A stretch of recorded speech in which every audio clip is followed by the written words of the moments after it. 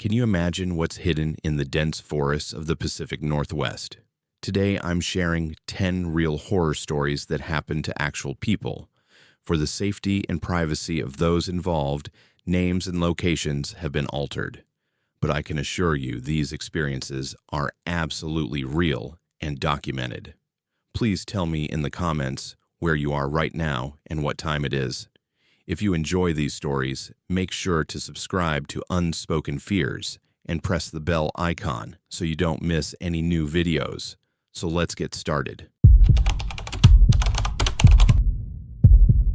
My name is Adrian, and I've been backpacking through the Pacific Northwest for 6 years. I run an adventure blog where I document solo wilderness treks, survival tips, and hidden trails that most tourists never find. I've hiked through snowstorms, navigated treacherous mountain passes, and spent countless nights alone in the wilderness. Nothing ever scared me. Not until that October morning in Olympic National Forest's Hoh Rainforest. I started my trek at dawn, planning a 3-day solo journey through one of the most beautiful temperate rainforests in the world. The ancient trees towered above me, their branches draped with moss that looked like something from a fantasy world. Everything was perfect.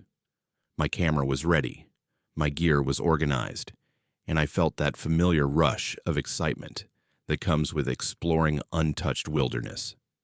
I'd mapped out my route carefully, avoiding the tourist trails to find those hidden spots that make for great content. The first few hours were incredible. I documented everything. The way morning light filtered through the canopy, the sound of distant streams, the stillness that only exists deep in old-growth forest.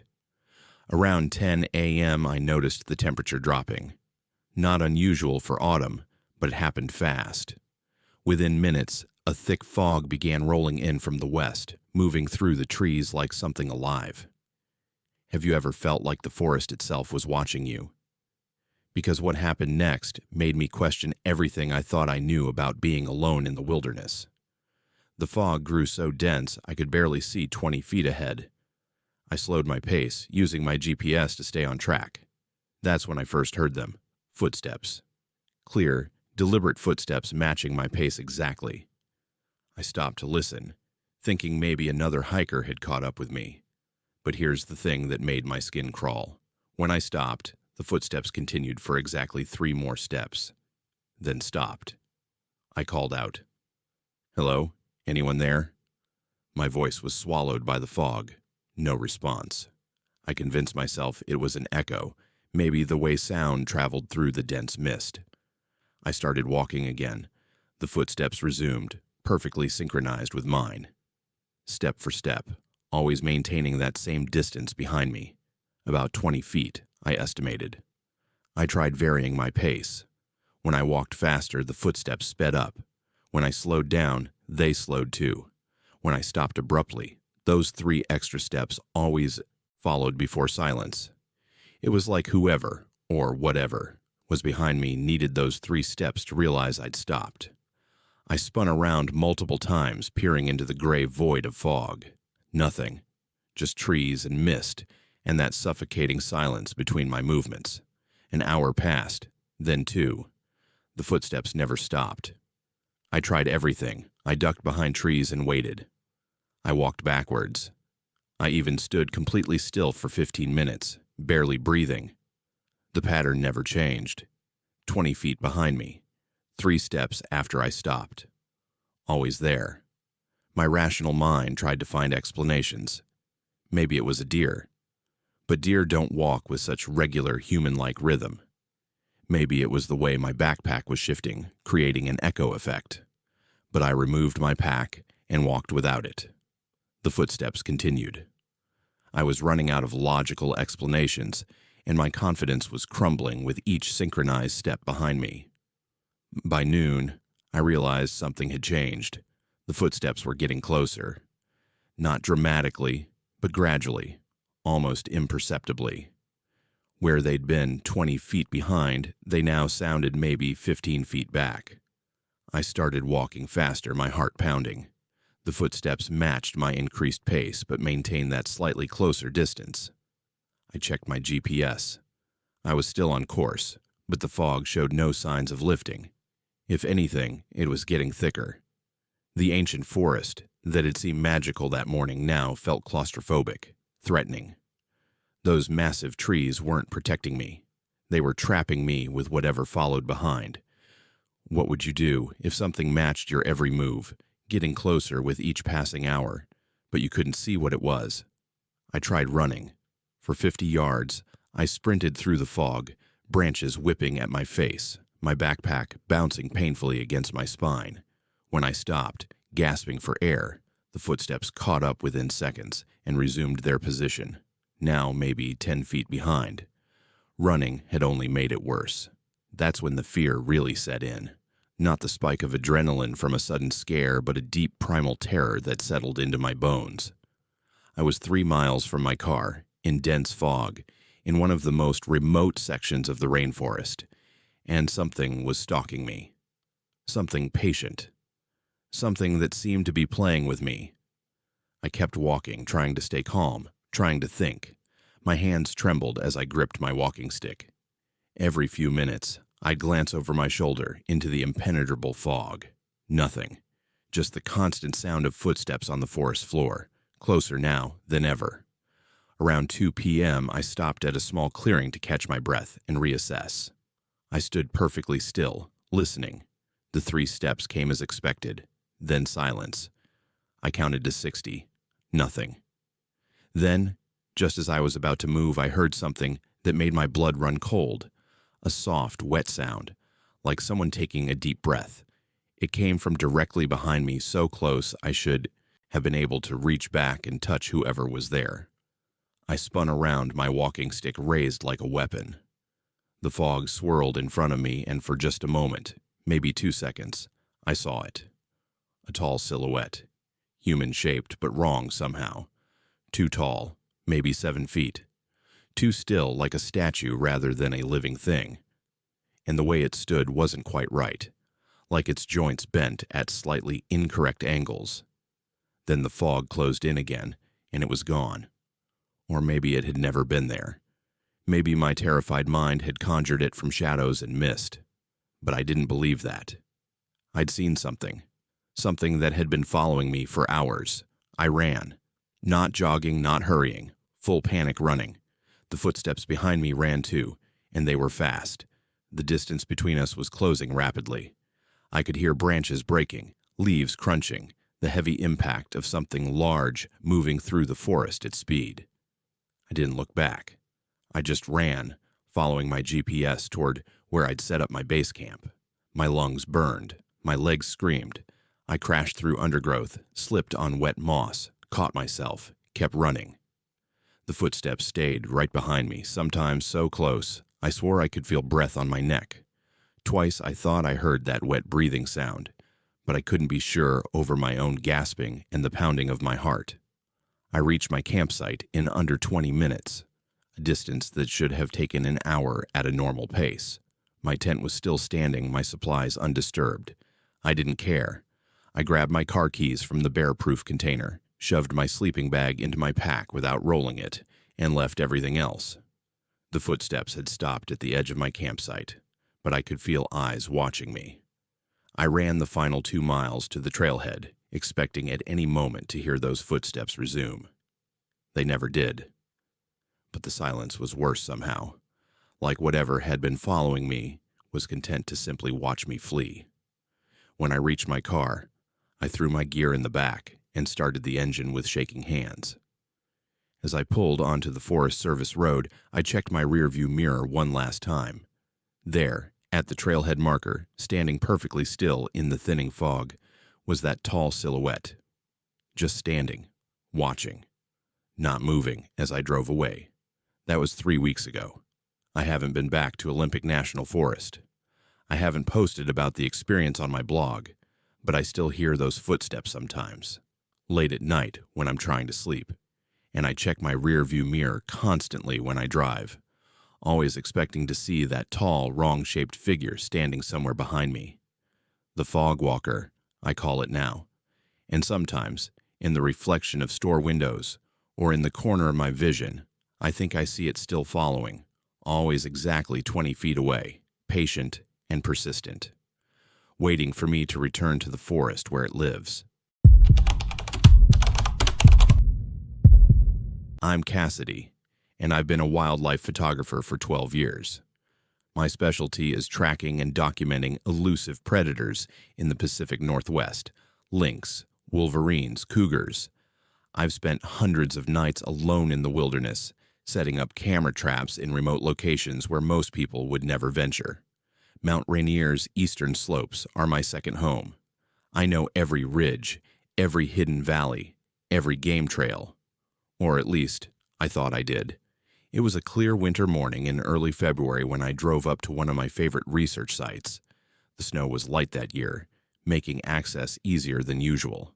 I had permits to set up camera traps for a lynx documentation project, part of a larger study tracking population movements across the Cascades.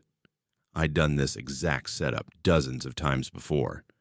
Load my truck with equipment, hike to predetermined locations, mount the cameras, test the sensors, hike back.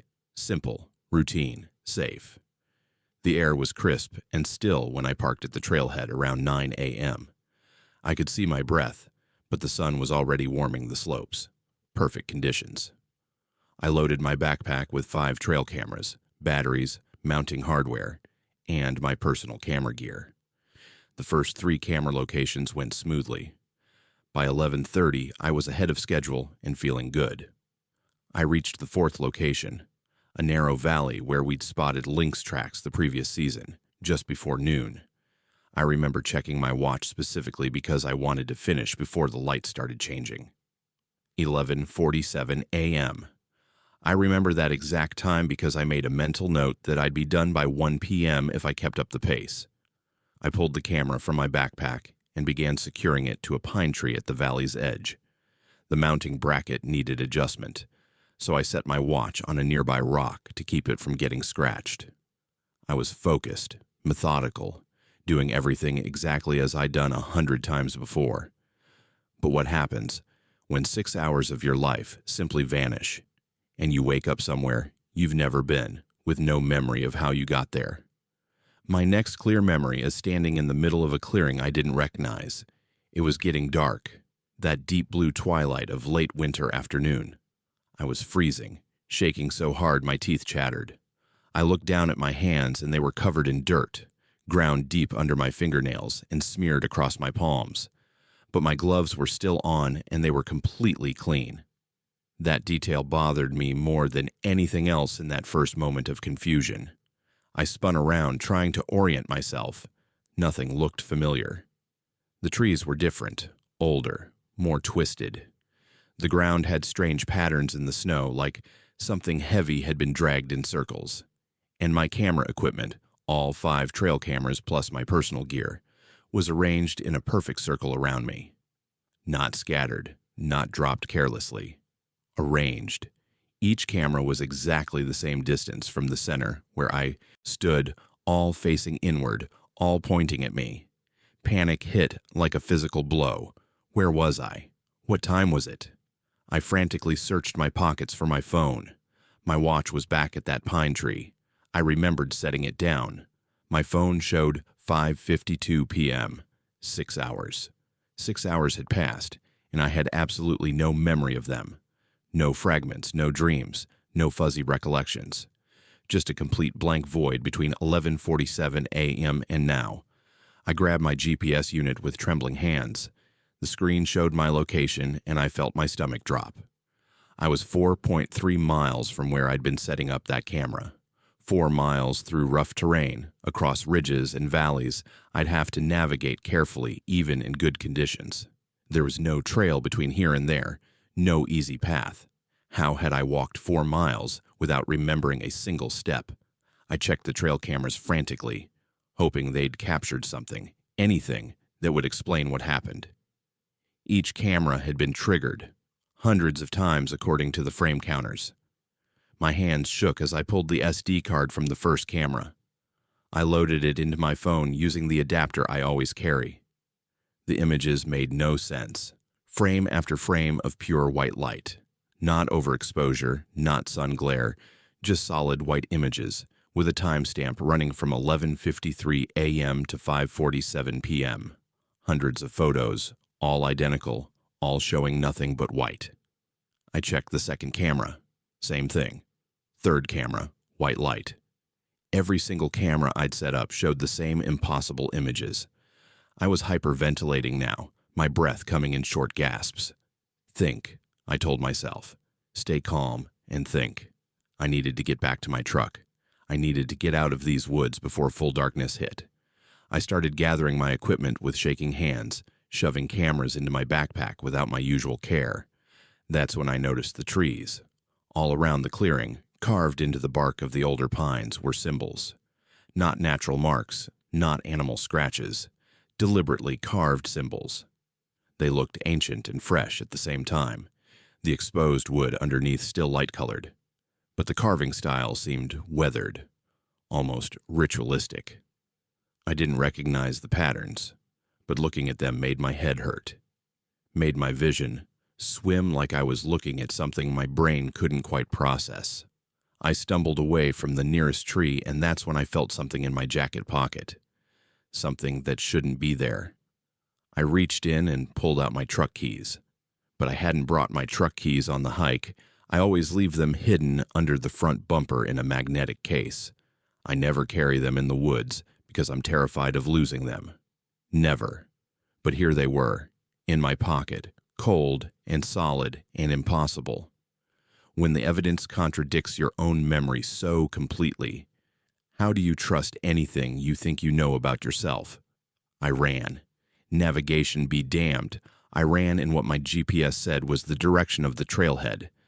I crashed through underbrush, slipped on hidden ice, fell twice, and scraped my hands raw getting back up. The whole time, a single thought kept cycling through my mind. 4 miles. I walked 4 miles and set up cameras and carved symbols. Or someone carved symbols, and I don't remember any of it. The hike that should have taken 90 minutes took me 45 minutes of pure panicked running. I burst out of the tree line and saw my truck sitting alone in the parking area, exactly where I'd left it. Except the driver's side door was unlocked. I always lock it. Always. And the magnetic key case was still under the bumper. I checked with trembling fingers. So where had the keys in my pocket come from? I threw my gear in the back and got in, locking all the doors immediately. My hands were shaking so badly I could barely get the key in the ignition. I started the engine and just sat there for a moment, trying to steady my breathing, trying to make sense of anything that had happened. The drive home to Portland is normally 2 hours. I made it in 90 minutes, checking my rearview mirror obsessively the entire way. I kept expecting to see something behind me, though I couldn't have said what. The sky was fully dark by the time I reached the city limits. At home, I unloaded my gear mechanically, my mind still struggling to process the missing hours. I dumped everything on my living room floor and headed straight for the shower, desperate to wash the dirt from my hands, to wash away whatever had happened in those lost 6 hours. Under the bathroom light, I saw it clearly for the first time. My hands weren't just dirty. They were covered in soil and something else, something darker. I looked closer at my fingernails and felt bile rise in my throat. That wasn't just dirt. There was dried blood under my nails, and it definitely wasn't mine. I had no cuts, no injuries beyond the scrapes from my panicked run back to the truck. I stripped off my clothes with shaking hands. My thermal shirt was clean. My pants were dirty, but just from the fall during my run. But my jacket, my heavy winter jacket, when I pulled it off and saw the back of it in the mirror, I nearly screamed. There were blood stains. Not a lot, not like someone had been bleeding heavily, but distinct spots and smears across the right shoulder and down the back. Someone else's blood. On my jacket. From 6 hours, I couldn't remember. I should have called the police. I should have gone to a hospital, gotten the blood tested, filed a report. But how do you report something when you don't know what happened? When you have no memory of anything that could explain it? What would I even say? I lost 6 hours and woke up 4 miles from where I started with blood on my jacket and strange symbols carved in trees around me. They'd think I was having a psychotic break, so I did nothing. I stuffed the jacket in the back of my closet. I cleaned the blood from under my nails and told myself it could have been from an animal, from a deer I didn't remember encountering, from anything other than what my imagination was suggesting. That was 4 months ago. I haven't been back to Mount Rainier's eastern slopes. I haven't set up a single camera trap since that day. The Lynx documentation project found someone else to handle that territory. I told them I was overbooked with other work. They accepted the explanation without question. But sometimes, late at night, I pull up those photographs from the trail cameras on my computer. Hundreds of images of pure white light, time-stamped across those missing 6 hours. I zoom in, looking for any detail, any clue. And sometimes, I swear sometimes, if I look at them long enough, I can almost see shapes in the white, human shapes, or things that are almost human. Standing in a circle, looking at where I must have been standing. The jacket is still in my closet. I haven't touched it since that night. Haven't opened that closet door in weeks. Because every time I walk past it, I catch myself reaching for the handle, compelled to take it out, to drive back to those eastern slopes, to return to that clearing where my equipment was arranged in a perfect circle. And I'm terrified that one day I won't be able to stop myself. That I'll wake up at 5:52 p.m. in another clearing 4 miles from anywhere, with 6 more hours missing from my life and no memory of what I did or what was done to me. The symbols are still there.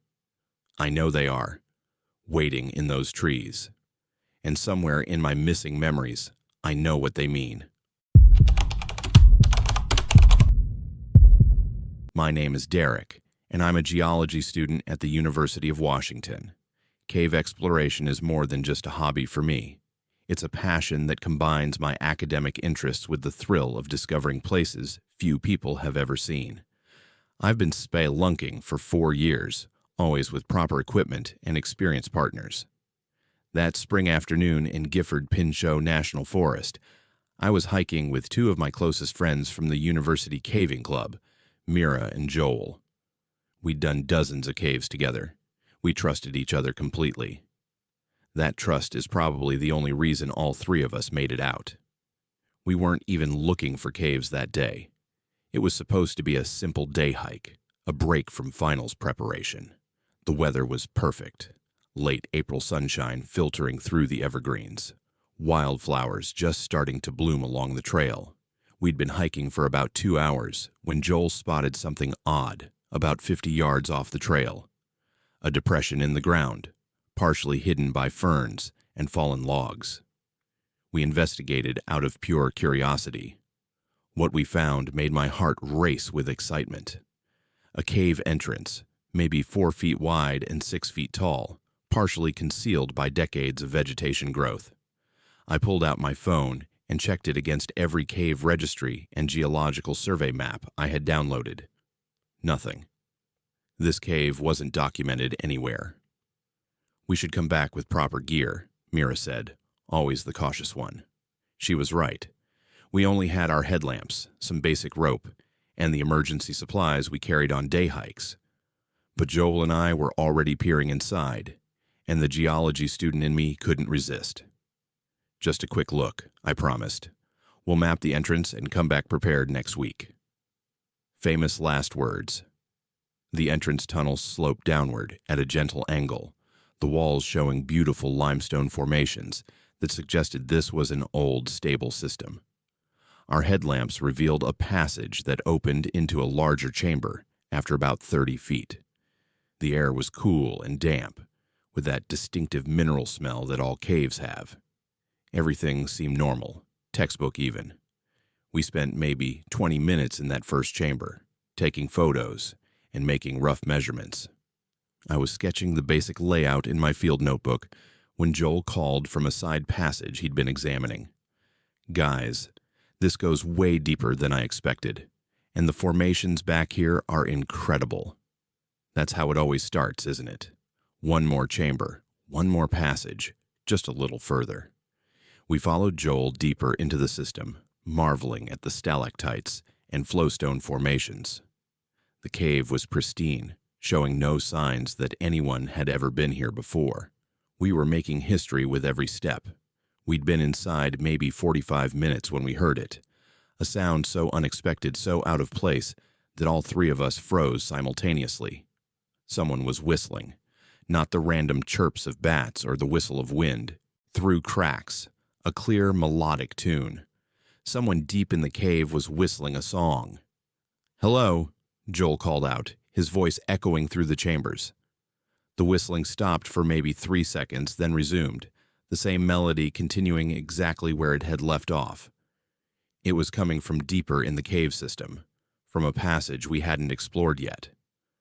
"That's impossible," Mira whispered. "We're the only ones who know about this cave." But we'd all heard it. Clear as day.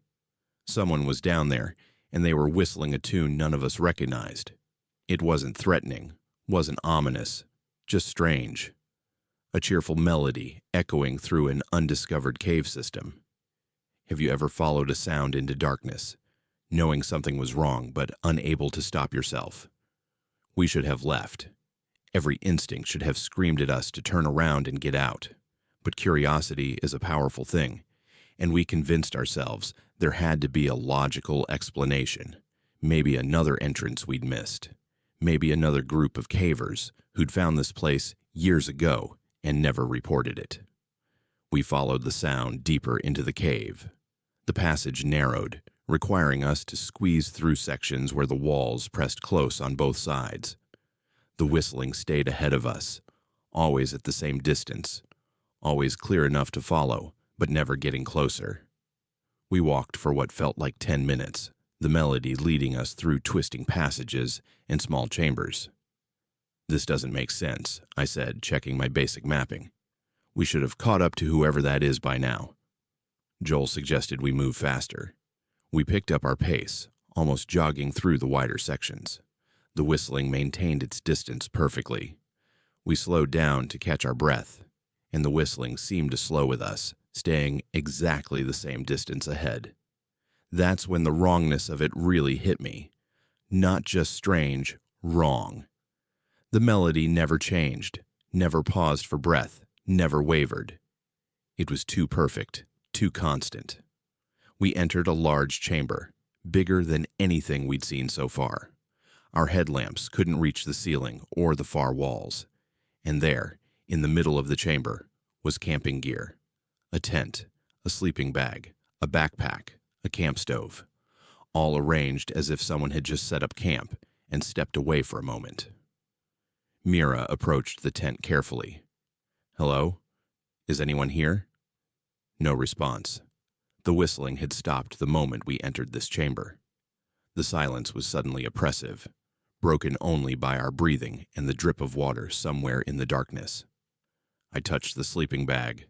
My hand came away covered in dust, not a light coating, thick, heavy dust that had accumulated over years, maybe decades. I opened the backpack with trembling hands. Inside were supplies, food packages, but the expiration dates were from the early 1990s, 30 years old. "That's not possible," Joel said, examining the tent. "This gear looks almost new, but this dust..." He trailed off, unable to reconcile what we were seeing. The camping gear looked fresh, as if it had been purchased recently. The fabric wasn't degraded, the metal wasn't rusted, but everything was covered in that ancient dust, and the supplies inside were decades old. It was like looking at two different time periods occupying the same space. That's when we heard our own voices. From a tunnel on the far side of the chamber, we heard ourselves talking. Not echoes. That was clearly different.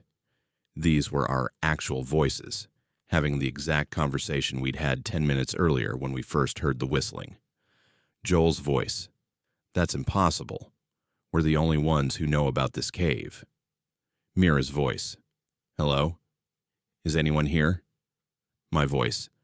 "This doesn't make sense. We should have caught up to whoever that is by now." We stood frozen, listening to ourselves from 10 minutes in the past, the conversation playing out exactly as it had happened. The sound was coming from a tunnel we hadn't explored, a passage that branched off from this main chamber. What does it mean when the cave plays back your own voice, when time itself seems to loop and fold in the darkness around you? "We need to leave," Mira said, her voice shaking. "Right now. We need to get out of here." None of us argued. We turned and ran back the way we'd come, our headlamps bouncing wildly as we sprinted through the passages. Behind us, I could hear the whistling start again, but now it sounded different. Not cheerful, but mocking. Multiple whistles, overlapping, creating a discordant harmony that seemed to chase us through the tunnels.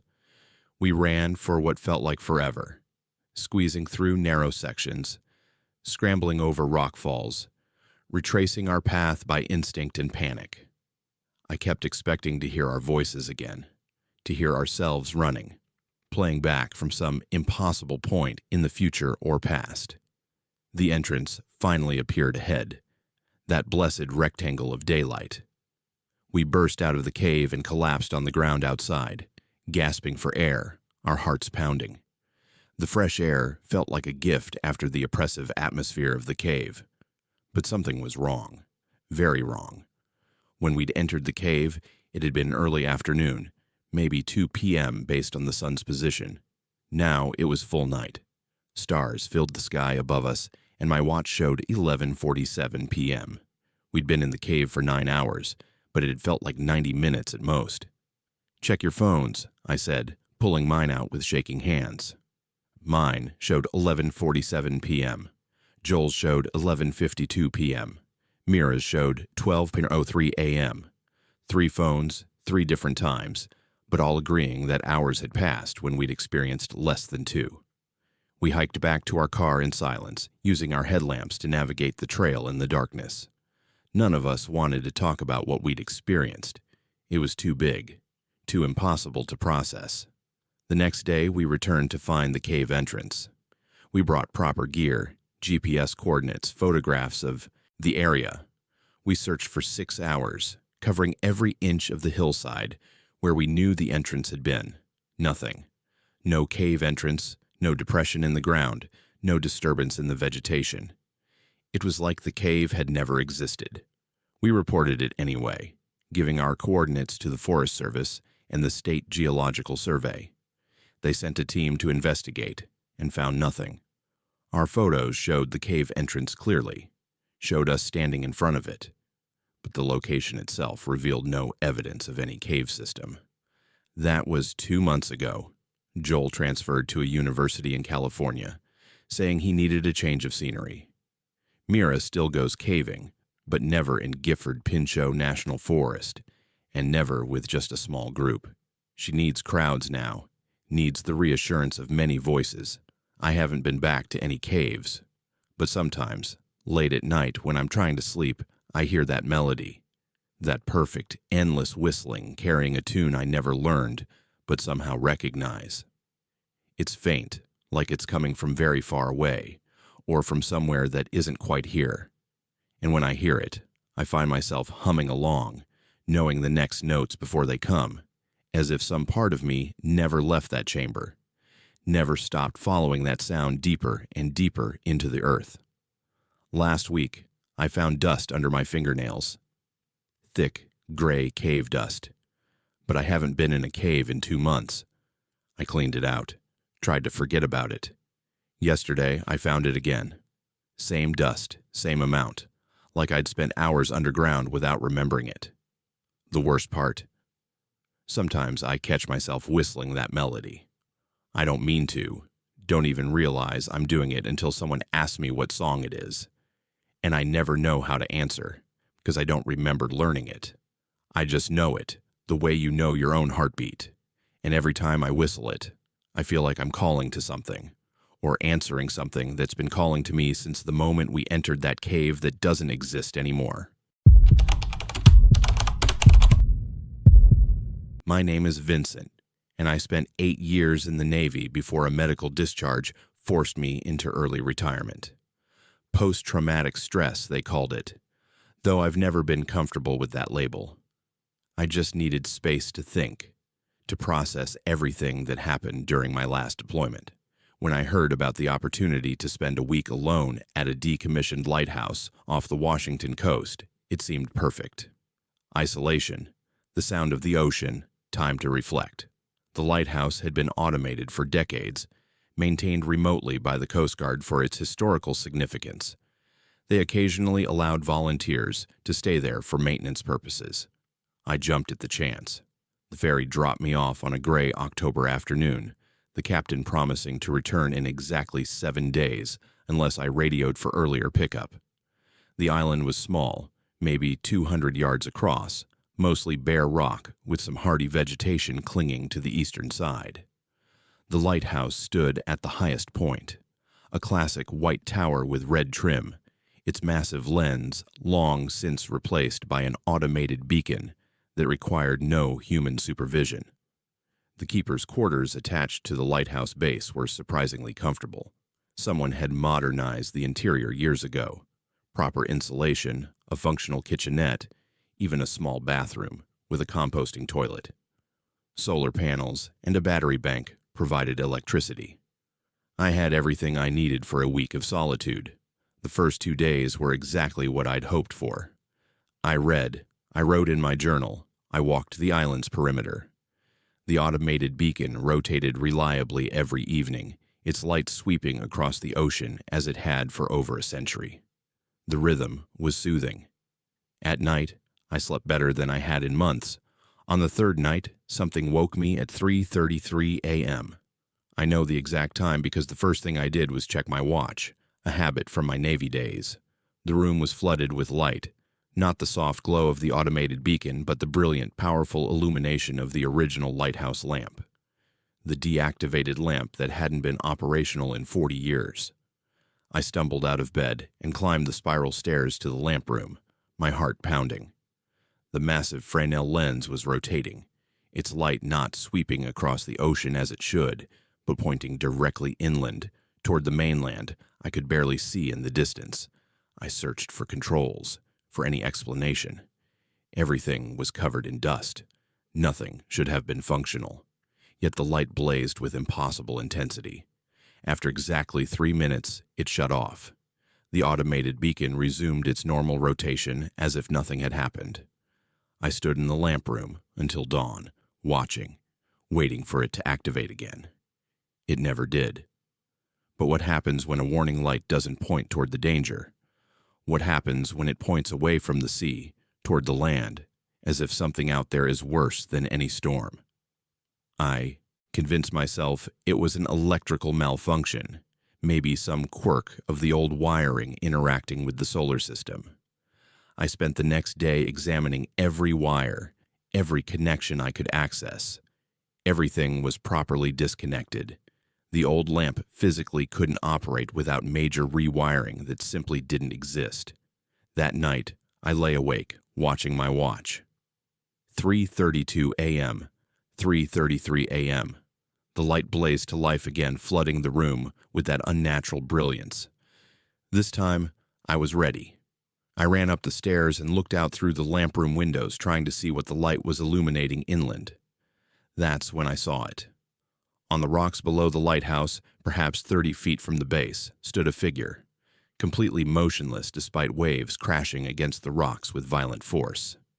The figure was human-shaped, but something about its proportions seemed wrong in the harsh light.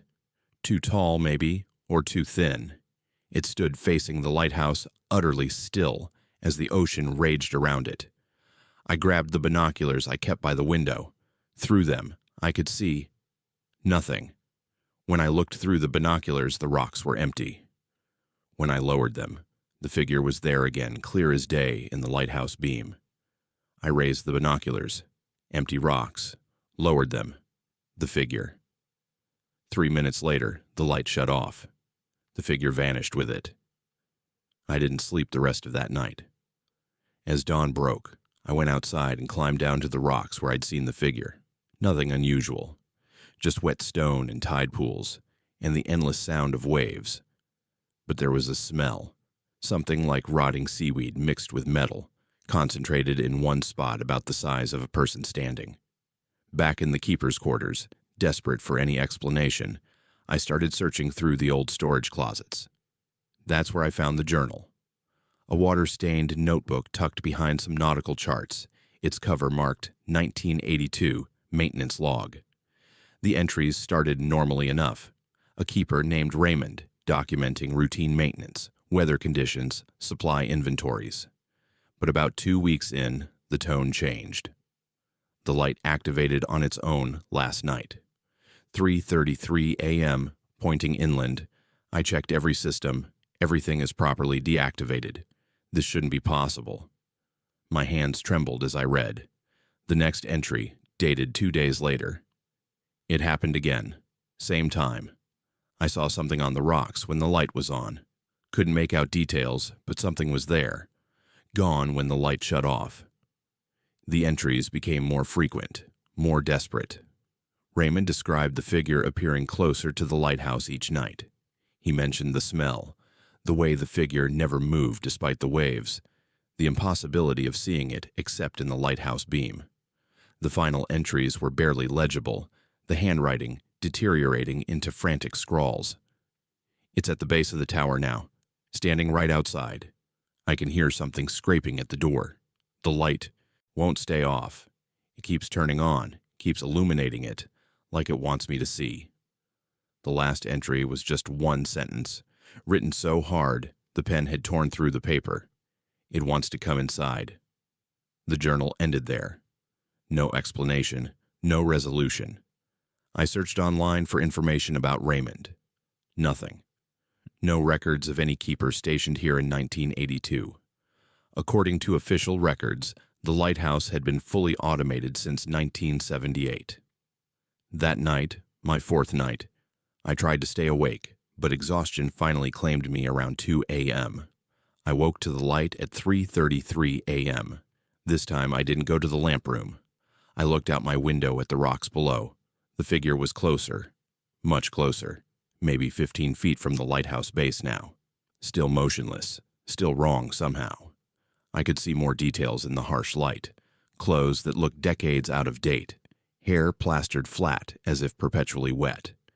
But I still couldn't see a face. Every time I tried to focus on where the face should be, my eyes seemed to slide away, unable to process what they were seeing. 3 minutes. The light shut off.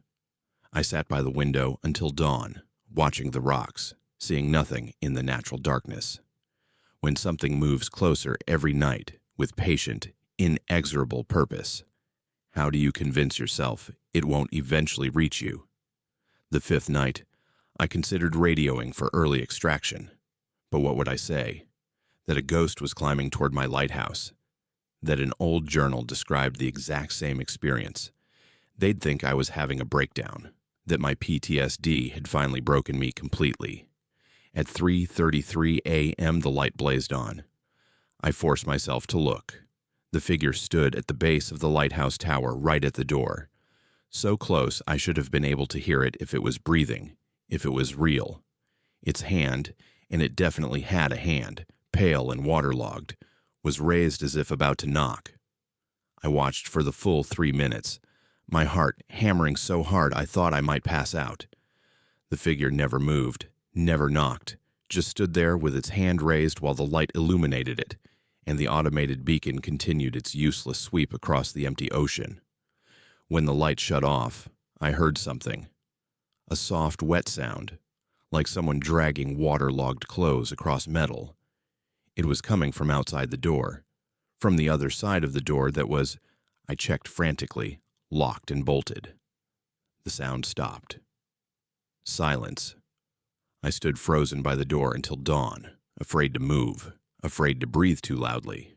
The sixth night, I didn't even try to sleep. I sat in the keeper's quarters, my back against the wall farthest from the door, watching my watch count down to 3:33 a.m. When the light blazed on, I didn't look outside. I didn't want to know how close it had gotten, but I heard it clearly now. Footsteps. Wet, dragging footsteps outside the lighthouse, circling the base, around and around, never stopping, never varying in pace. The light shut. Off after 3 minutes. The footsteps continued in the darkness. At 4:15 a.m., exhausted and terrified, I must have dozed off sitting against the wall. I woke to cold, intense, bone-deep cold, and the smell, that rotting seaweed and metal smell, overwhelming now, filling the room. The door was open, wide open, the lock still engaged, the bolt still thrown. It had opened despite being locked, impossible as that should be. And on the floor, leading from the open door toward the spiral staircase, were wet footprints. Not quite human-shaped, the proportions wrong, just like the figure itself. Seawater pooled in each print, but I was 50 feet above sea level. The ocean couldn't reach here even in the worst storms. I grabbed my radio with shaking hands and called for emergency extraction. I didn't care how it sounded. The operator on the mainland seemed skeptical, but agreed to send a boat within 2 hours, citing the deteriorating weather. While I waited, I forced myself to look at those footprints more carefully. They led up the spiral stairs, each step leaving a pool of seawater. Up toward the lamp room. I followed them with my eyes, too terrified to actually climb the stairs. The trail disappeared into the darkness above. Then I heard it. From the lamp room, directly above me. That wet, dragging sound. Something was up there, in the place where the light had turned on by itself every night. Something was waiting. I grabbed my bag and went outside, standing in the cold October wind, waiting for the boat. I kept my back to the lighthouse, couldn't bear to look up at the lamp room windows, terrified I'd see something looking down at me. The boat arrived in exactly 2 hours. I didn't explain, just got on board. The operator asked if I'd left the lighthouse door open. I looked back. The door was closed, locked and bolted just as it should be. But I knew what I'd seen. That was 3 weeks ago. The Coast Guard sent a maintenance crew to check the lighthouse. They found nothing unusual. No water damage, no wet footprints, no evidence anyone had been in the lamp room. The journal I'd found was gone. They said no one named Raymond ever worked there, and lighthouse logs from 1982 showed no unusual incidents. But I still have my watch, and I still wake up every night at 3:33 a.m., my heart racing, listening for the sound of wet footsteps. And sometimes, when I look out my apartment window in the city, I see a tall figure standing on the street below, completely still despite the wind and rain. It's always the same distance away that it was the last night, right at the door. And I know that one morning I'll wake up to find my door open despite being locked, and footprints leading from it toward wherever I'm sleeping. I never learned what happened to the keeper from 1982. The official records don't acknowledge he existed, but I found something in my bag when I unpacked, something I didn't put there. A soggy, water-damaged name tag. It says Raymond, and it smells like the ocean, like rotting seaweed and metal, like something that's been underwater for 40 years but refuses to stay drowned. My name is Elena, and I've been a forest ecologist for 7 years. My specialty is wildlife population dynamics in old-growth ecosystems. The research station in the Cascade Mountains has been my summer home for 3 field seasons now. It's isolated, 20 miles from the nearest road, accessible only by hiking trail, but that's exactly what makes it valuable for studying undisturbed animal populations. I've never felt unsafe there. Not until day 4 of our rotation this past July. There were 4 of us that summer. Myself as lead researcher, Marcus handling data analysis, Sienna managing our camera trap network, and Kai focusing on plant-animal interactions. We'd worked together before, a tight team that functioned smoothly even in the cramped quarters of the research station. The station itself was modest, a main cabin with bunks and a work area, a separate storage shed, solar panels for power, and a sophisticated radio system for daily check-ins with the university. The first 3 days went perfectly. We established our survey transects, deployed 40 motion sensor cameras throughout the surrounding forest, and collected baseline data on bird populations and insect activity. The weather was ideal, Our equipment functioned flawlessly, and we were ahead of schedule. On the evening of day 3, we radioed our progress report to the university. Everything was going according to plan. Day 4 started normally. We ate breakfast, reviewed our assignments, and split up to check different camera locations and survey points.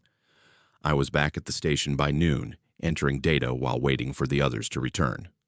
Marcus came back around 1 p.m., then Sienna at 1:30. Kai arrived last, just before 2 p.m., complaining good-naturedly about a particularly steep transect. We were all sitting at the work table, comparing notes and eating lunch, when it happened. At exactly 2 p.m., I remember because Marcus had just checked his watch and commented we should start the afternoon session.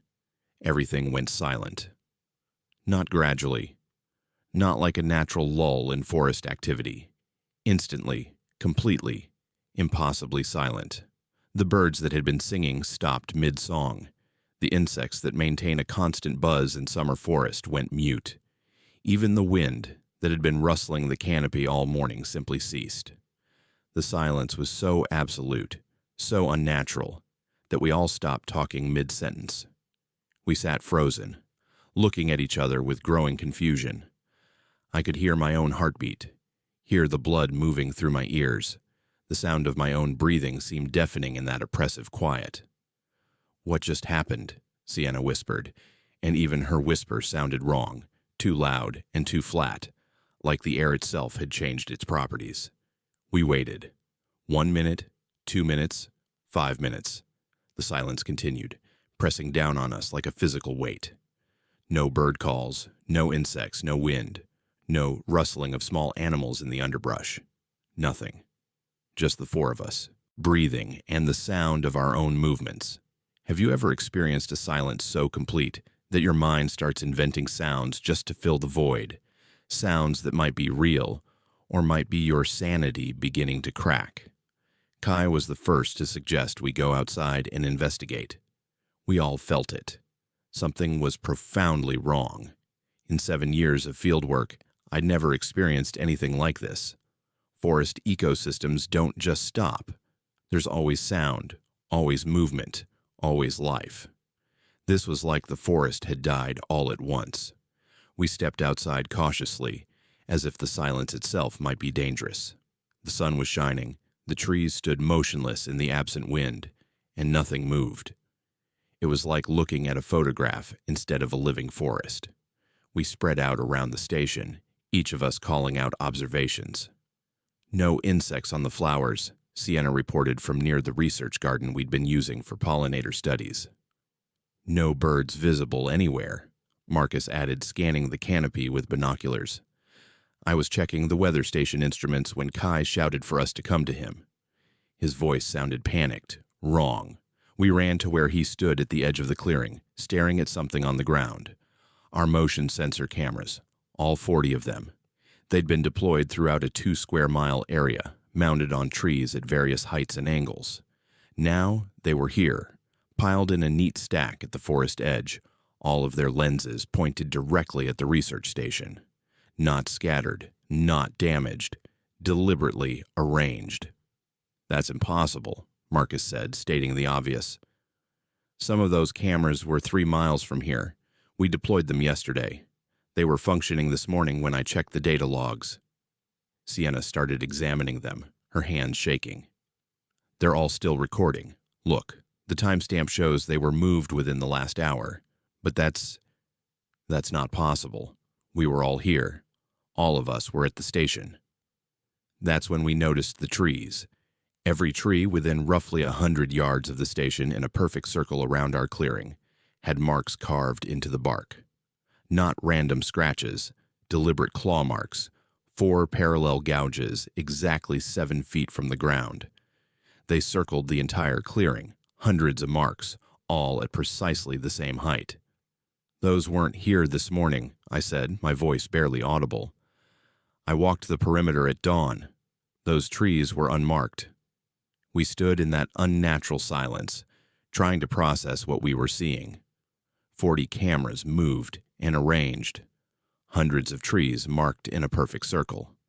All in the space of a few hours. all while we were right here, and all in complete silence. Then we heard it. A sound that shouldn't exist in this place, that made my blood run cold. A child crying. The sound of a young child, maybe 5 or 6 years old, sobbing inconsolably. It came from the forest to our north, maybe 100 yards away. There are no children within 20 miles of here, Kai said, his voice shaking. The nearest town is... I know, I interrupted. I know there shouldn't be any children here. But we could all hear it clearly. A child crying, lost and frightened. Every instinct screamed at us to help, to run toward the sound and find whoever was out there. But something else, some deeper, older instinct, told us not to move. The crying began to move, not coming closer, not moving away, but circling the station. We turned, tracking the sound as it moved from north to east to south to west, maintaining that same distance from us, that perfect 100-yard circle. It matched exactly where the trees were marked. It's following the marks, Sienna whispered. Whatever is making that sound is walking the circle where the trees are carved. We stood frozen in the silent forest, listening to that impossible child circle our station again and again. 3 complete circuits, the crying never varying in distance or intensity. And through it all, that oppressive silence continued. No birds reacting to the sound, no insects, no wind, just the crying and the 4 of us breathing. When something mimics human distress to draw you in, how do you fight the instinct to help? The evolutionary imperative to respond to a child in danger. Marcus pulled out his radio, trying to contact the university. Static.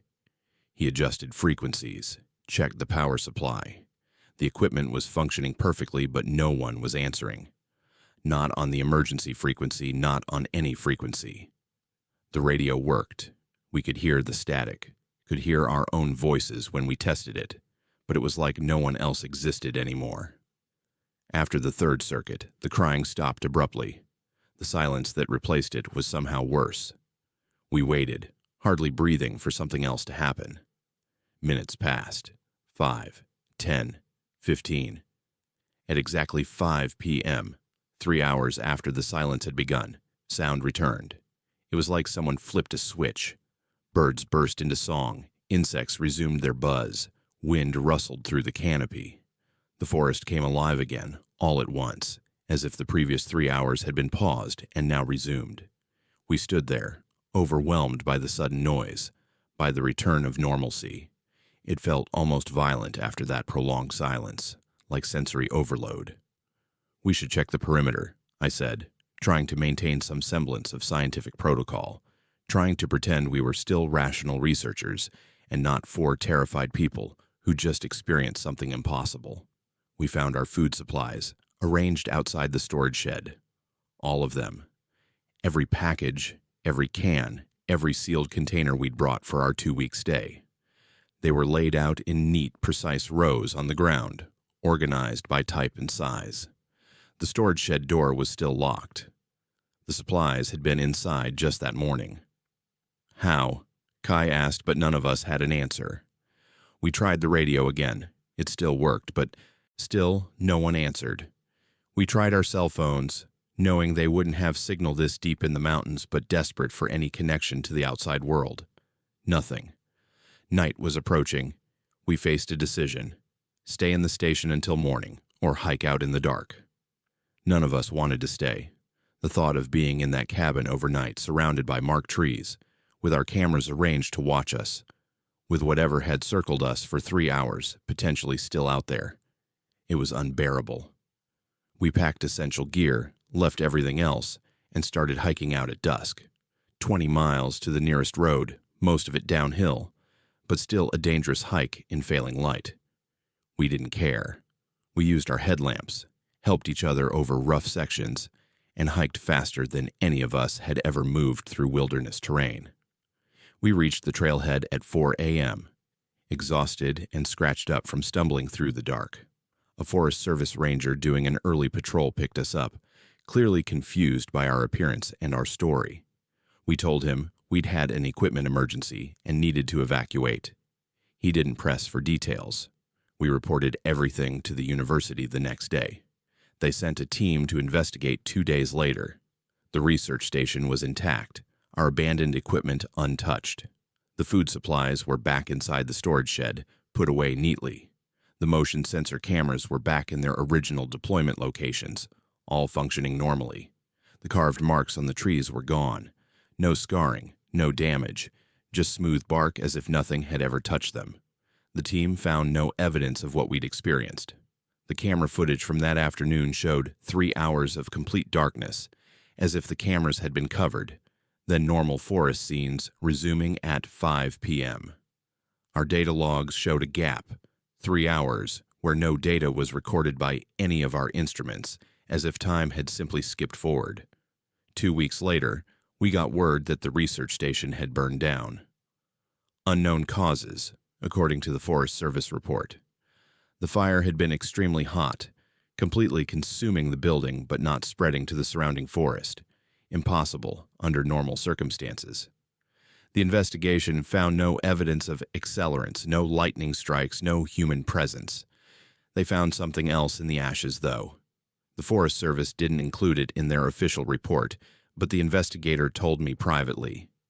In the exact center of where the main cabin had stood, they found 40 motion sensor cameras, melted together in a pile, all of their lenses still pointed toward what had been the center of the building. Our cameras, the ones that had supposedly been returned to their original locations. Except they'd somehow all been gathered again and left in the station before it burned. I don't do field work anymore. None of us do. Marcus works in a lab now. Sienna took a position with an urban wildlife program. Kai left ecology entirely and became a high school teacher. We don't talk about that day, even among ourselves. There's nothing to say that would make sense of it. But sometimes, usually around 2 p.m., I'll notice that everything has gone quiet around me. The office air conditioning, the street traffic, the conversations of co-workers, all silent for just a moment. And in that moment, I hear it again, faint and far away, but unmistakable. A child crying, circling somewhere I can't see, maintaining its perfect distance. It never lasts more than a few seconds before normal sounds resume. But it's enough to remind me that somewhere in the Cascade Mountains, in the forest where our research station used to stand, something is still making its circles, still marking its territory, still waiting for researchers who will never return. My name is Alexander, and I've been bow hunting in the Pacific Northwest for 25 years. It's more than a hobby. It's a meditation, a connection to something primal that modern life has stripped away from most people. I know the forests around Olympic National Park like I know my own property. Every ridge, every game trail, every reliable blind location.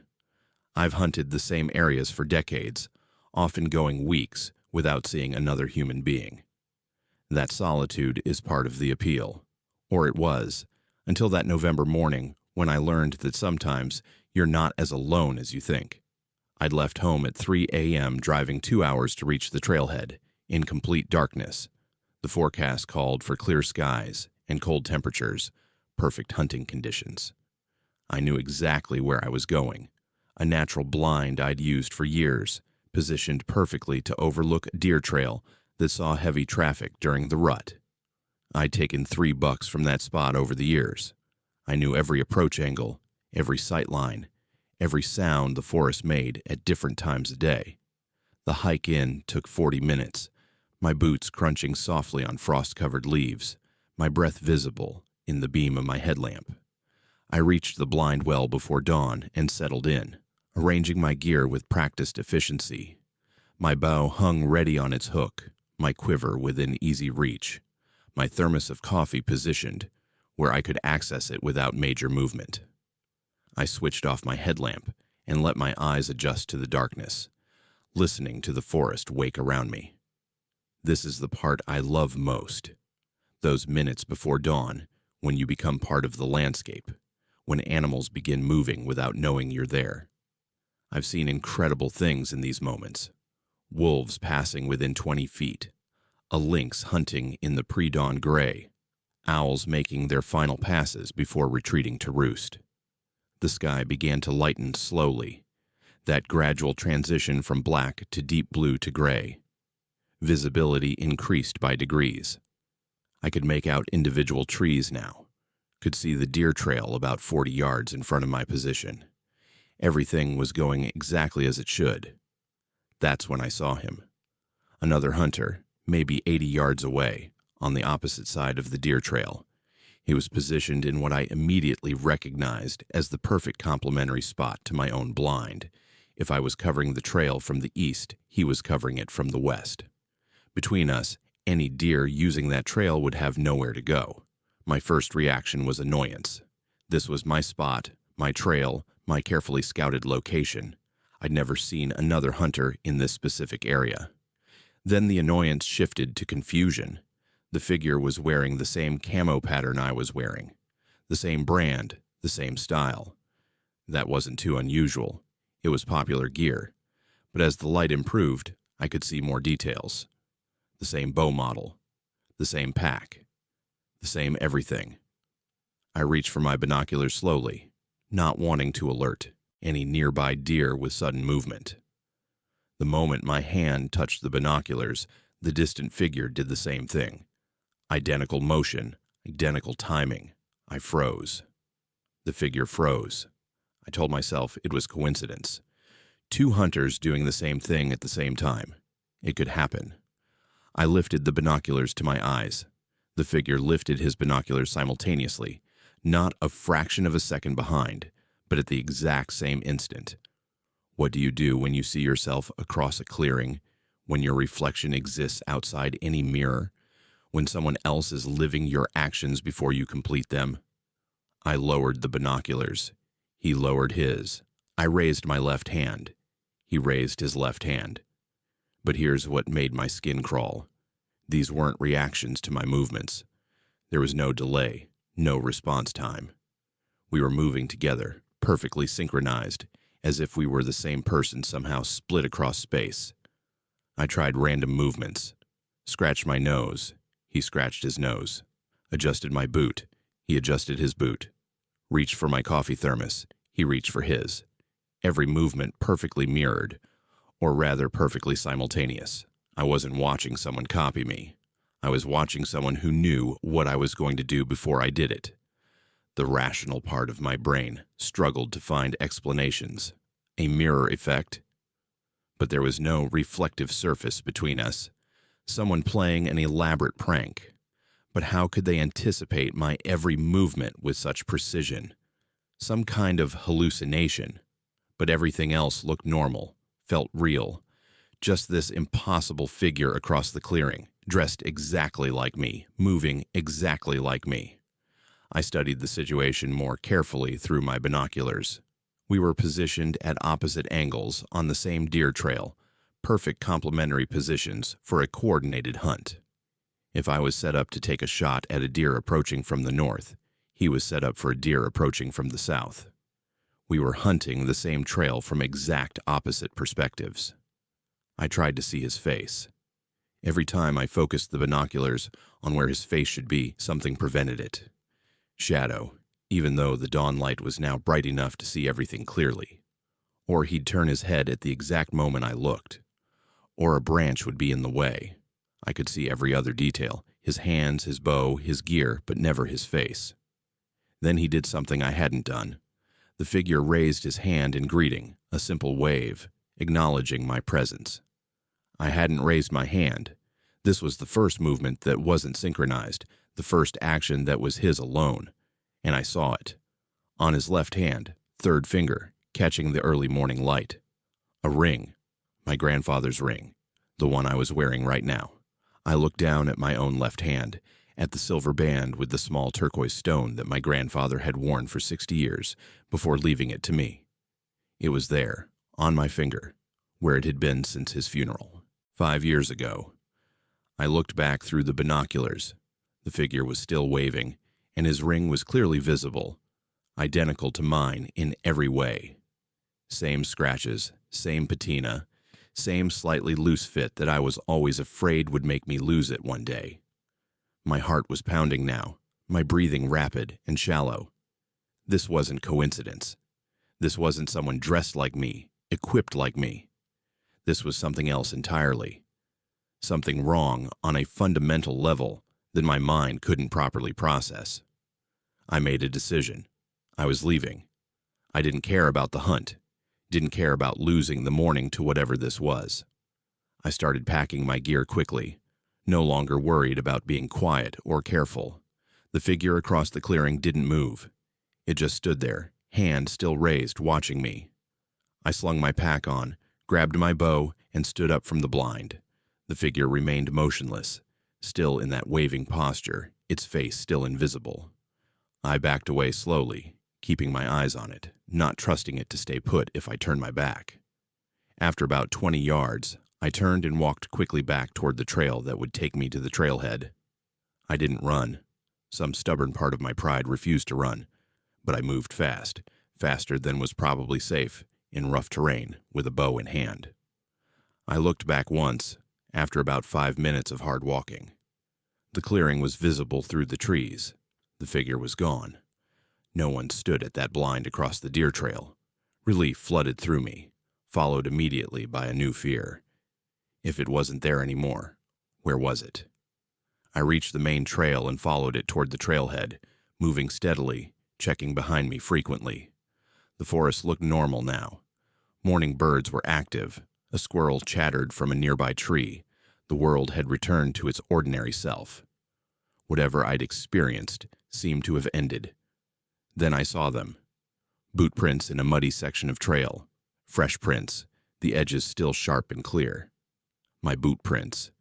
I recognized the tread pattern from my expensive hunting boots, recognized the slight wear pattern on the right heel where I tend to put more weight. These were definitely my prints. But I hadn't come this way. I'd approached from a completely different trail, one that branched off a quarter-mile back. These prints were coming from the direction of the clearing, from where the figure had been standing. I knelt down, examining them closely. Same size as my boots, same wear patterns, same everything. I followed the prints with my eyes. They led exactly to where I was standing now, then continued in the direction I was heading. Like someone had walked this trail before me, walking the exact route I was taking to leave. Or maybe walking it after me, from some point in the future. The time confusion made my head hurt. Can you trust your own footprints when they appear in places you haven't been? When your past and future seem to overlap in ways that break everything you understand about how time flows? I abandoned the trail and cut cross-country directly toward where I'd parked, not caring about the difficulty of the terrain. I wanted out of these woods, wanted to be in my truck, wanted to put distance between myself and whatever had just happened. When I reached my truck, I sat in the driver's seat for a long time before starting the engine, hands shaking too badly to safely drive. I pulled off my grandfather's ring and examined it closely, as if it might have changed somehow, might show some sign of having been in two places at once. It looked exactly as it always had. I drove home and told no one what happened. How could I? What would I say? I saw myself hunting from the opposite angle, and it waved at me. They'd think I'd had a stroke or a breakdown. I filed the experience away as some kind of stress-induced hallucination, some weird trick of dawn light and familiar patterns. But I haven't been back to those woods. Haven't been bow hunting at all, actually. The equipment sits in my garage, untouched for months now. My wife asks when I'm going to go out again. Hunting was such a big part of my life, such a reliable source of peace and satisfaction. I tell her I'm taking a break, that I need time to think about whether I still want to do it. The truth is more complicated. The truth is that I have dreams now, dreams where I'm standing in that opposite blind, watching someone else hunt from my usual position. In the dreams, I'm the figure wearing identical gear, mirroring movements, waving with that ring on my finger. And I can never quite see the face of the hunter I'm watching, can never confirm who it is I'm looking at across that deer trail. Sometimes I wake up and check my hands, make sure the ring is there, make sure I'm me and not some reflection that got detached. And sometimes, just for a second when I first wake up, I'm not entirely sure which one I am. The hunter in the blind I've used for years, or the figure standing opposite, raising its hand in greeting that no one will return. Both feel equally real, equally possible. And that uncertainty is worse than any fear I felt that November morning. I've been hunting for 25 years, and I thought I knew every possible thing the forest could show me. But I was wrong. Some things in the woods aren't deer or predators or weather. Some things are you, standing where you shouldn't be, living parallel to yourself, existing in two positions simultaneously. And once you've seen that, once you know it's possible, every moment of solitude becomes suspect. Every glimpse of movement in your peripheral vision might be yourself, watching from an angle you're not supposed to see, wearing a ring you're already wearing, living a version of your life that runs alongside the one you thought was the only real one. My name is Garrett, and I've been a trail maintenance supervisor for the Pacific Crest Trail Association for 12 years. Before that, I spent 6 years as a crew member, learning every aspect of wilderness trail work. I know the PCT better than most people know their own neighborhoods, every difficult section, every drainage problem, every place where rockfall or deadfall creates recurring issues. Trail maintenance isn't glamorous work, but it's honest and necessary, and I take pride in keeping one of America's greatest hiking trails safe and accessible. That early spring, I was leading a crew of 5 to clear winter storm damage from a remote section in Washington, about 40 miles south of the Canadian border. We had a solid team, Bridget and Liam, both veterans with 8 years' experience each. Nora, in her 3rd season and eager to prove herself. And Wyatt, a rookie but strong and willing to learn. We'd worked together before. We trusted each other. That trust is critical when you're working with chainsaws and hauling 100-pound logs in wilderness terrain. The weather was perfect. Cool but not cold. Clear skies. The kind of conditions that make trail work almost pleasant. We'd been out for 3 days, working our way north along the PCT, clearing deadfall and repairing drainage features damaged by winter snowpack. We were ahead of schedule and in good spirits, joking around during breaks, working efficiently when focused on the job. On day 4, around 11 a.m., we reached a section where a massive, old-growth cedar had fallen across the trail during winter storms. It would take most of the day to cut it into movable sections and clear the path. We were setting up our equipment, marking our cut lines, when Bridget called out from about 50 yards north of our position. "Hey, Garrett, can you come look at this?" I walked up to where she stood at the edge of the trail, staring into the forest with a confused expression. "What's up?" she pointed. "There's another trail here. A real trail, not a game path. Look at the signage." I looked where she indicated and felt my stomach drop. There was indeed a trail branching off from the PCT, heading west into dense forest, and there was a sign, a proper, official-looking trail marker with an arrow pointing down the branch trail. The sign read, Mirror Lake, 2.3 mi, and below that, Echo Point, 4.7 mi. I'd been working this section for over a decade. There was no trail here, and I'd never heard of Mirror Lake or Echo Point in this area. "That's not on the maps," Bridget said, pulling out her GPS unit. She checked the screen, zooming in on our location. "Nothing shows here. The nearest named lake is 6 miles east." The rest of the crew gathered around, equally puzzled. The trail looked legitimate, well-maintained, properly cleared, showing obvious signs of regular use. The signage was professional quality, the same style as official Forest Service markers, but somehow different. The metal looked newer, the paint too fresh. "Maybe it's a new trail the Forest Service put in and forgot to tell us about," Nora suggested, though her tone made it clear even she didn't believe that. "They don't just add trails without coordination," I said, "and they definitely don't add trails to the PCT corridor without our involvement. Liam was already walking a few steps down the mystery trail, examining the ground. "Garrett, you need to see these tracks." We all moved closer. The trail surface showed dozens of footprints, all relatively fresh, all heading in the same direction, deeper into the forest, away from the PCT. But here's what made the hair on my neck stand up. The prints were all in a single file line, perfectly spaced, like a large group of people had walked this trail one behind another, maintaining exact distance between each person. "How many people do you think walked through here?" Wyatt asked. Liam studied the prints carefully. "At least 30, maybe more, all within the last day or two based on the clarity." "That's impossible," I said. "We haven't seen another person in 3 days, and this trail doesn't exist." "What do you do when you find evidence of dozens of travelers on a path that shouldn't be there, heading toward destinations that don't exist on any map?" We should have reported it immediately and continued with our work. That's what protocol demanded. But curiosity is a powerful thing, and we were all experiencing the same thought. We needed to understand what we were looking at. Maybe it was some kind of unauthorized trail that locals had been using. Maybe there was a reasonable explanation. 200 yards, I said, making a command decision I'd later regret.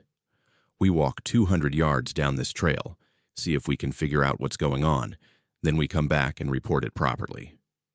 We started down the trail in a group, leaving our heavy equipment back at the PCT. The path was well maintained, better than some official trails I'd worked on. No roots protruding, no erosion, drainage properly managed. Someone knew what they were doing when they built this. The footprints continued.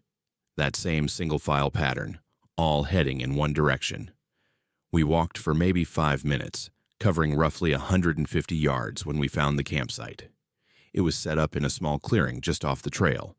A tent, a fire ring with stones arranged around it, cooking equipment, supplies stored neatly. The fire pit still had warm ashes. I touched them carefully, still generating heat, maybe an hour old at most. But the gear was wrong. Everything was wrong. The tent was canvas, the kind you'd see in historical photos. The cooking equipment was all cast iron and tin. The supplies visible in an open pack included food in packaging styles I didn't recognize, labels that looked vintage, designs from decades ago. "This looks like period camping gear," Bridget said, kneeling to examine it more closely. "Like from the 1950s or 60s, but it's all brand new. No wear, no age. It's like someone bought reproduction vintage gear and set up camp here."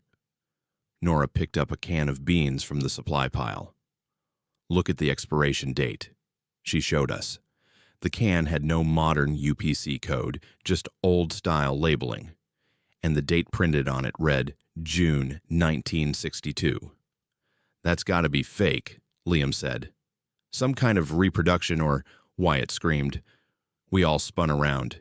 He'd walked ahead while we were examining the campsite, following the trail another 50 yards. Now he stood rigid, staring at something none of us could see from our position. His scream cut off abruptly, and he went completely still. We ran to him. "Wyatt, what's wrong?" He didn't respond, didn't even acknowledge our presence. He stood frozen, eyes locked on the trail ahead, his face completely blank. Not scared, not shocked, just empty, like he'd been turned off. "Wyatt." I grabbed his shoulders and shook him. Nothing. His eyes didn't even track my movement. He just stared straight ahead at the empty trail. Bridget waved her hand in front of his face. No reaction. Liam snapped his fingers by his ear. Nothing. It was like Wyatt was somewhere else entirely. Like his body was here, but his mind had gone somewhere we couldn't follow. I looked down the trail trying to see whatever he was seeing. Just trees, just forest. Just the path continuing into the distance. Nothing unusual, nothing threatening. But Wyatt had seen something, and whatever it was had broken him completely. "We need to get him out of here," I said, forcing my voice to stay calm despite the fear coursing through me. "Now." We tried to walk him back, but his legs wouldn't move. He stood rooted in place, muscles rigid, completely unresponsive. Liam and I ended up carrying him, one arm over each of our shoulders, while Bridget and Nora supported his legs. He was dead weight, still staring back over his shoulder at whatever invisible thing had triggered his catatonic state. The hike back to the PCT took forever. Carrying a full-grown man through forest terrain is exhausting even with multiple people helping. We had to stop frequently to rest, always keeping Wyatt supported, always watching to see if he'd snap out of it. He never did. When we finally reached the PCT, I made the call to abort the mission. We contacted our base station via satellite phone and arranged for emergency evacuation. A helicopter extracted us from a clearing 3 miles down the trail. Wyatt remained catatonic the entire time, still staring in the direction of that trail even after we'd carried him miles away. Can you imagine seeing something so incompatible with reality that your mind simply shuts down rather than process it, leaving you trapped in a moment you can never escape or explain? They hospitalized Wyatt immediately. Psychiatric evaluation, neurological scans, every test they could think of. Physically, he was fine. No brain damage, no obvious trauma, no medical explanation for his condition. But mentally, he was gone. He stayed in that catatonic state for 3 days before he spoke his first words. The doctors told us he'd suddenly said, very clearly, "They're still walking," then went silent again for another 2 days. When he finally started speaking more, all he would say over and over was that same phrase, "They're still walking." That was 7 months ago. Wyatt remains institutionalized. He's not catatonic anymore. He eats, he sleeps, he responds to basic questions. But he won't talk about what he saw on that trail. The only thing he'll say about the experience is, "They're still walking." When pressed, he becomes agitated and retreats back into silence. I reported everything to our supervisors, to the Forest Service, to anyone who would listen. A team went out to investigate 3 days after our evacuation. They found the fallen cedar we'd been working on. They found no branching trail, no sign, no footprints, no campsite. Nothing but unbroken forest where we'd walked. "You were probably disoriented," they told me. "Maybe walked down a game trail and misinterpreted what you saw." But we had GPS coordinates. We had 4 witnesses who saw the same things. We had photographs. Bridget had taken pictures of the sign, of the footprints, of the vintage camping gear. Except when we checked her camera, those photos didn't exist. The timestamp showed when she'd taken them, but the image files were corrupted, showing only static. I filed a formal incident report anyway. That's when things got really strange. A Forest Service official I'd never met contacted me privately. He asked to meet in person, wouldn't discuss it over phone or email. When we met, he brought old files. "The trail you described was decommissioned in 1963, he told me, spreading out yellowed maps and documents. It was called the Echo Lake Trail, led to a seasonal lake that dried up most years. There was an incident. A large hiking group, maybe 40 people, reported missing. Massive search operation, never found any trace. The trail was officially closed and erased from all maps." "Echo Lake," I said. The sign said Echo Point. "The point was a viewpoint above the lake," he confirmed. "Look, this stays between us, but this isn't the first report. Every few years, someone claims to find that trail. We send teams out, find nothing. Satellite imagery, aerial surveys. There's no trail there, but people keep seeing it. I've been back to that location 17 times in the last 7 months. I go alone now, during my days off, carrying my GPS to the exact coordinates where the trail branched off. Sometimes there's nothing there, just unbroken forest, exactly like the investigation teams found, but 5 times I've found it.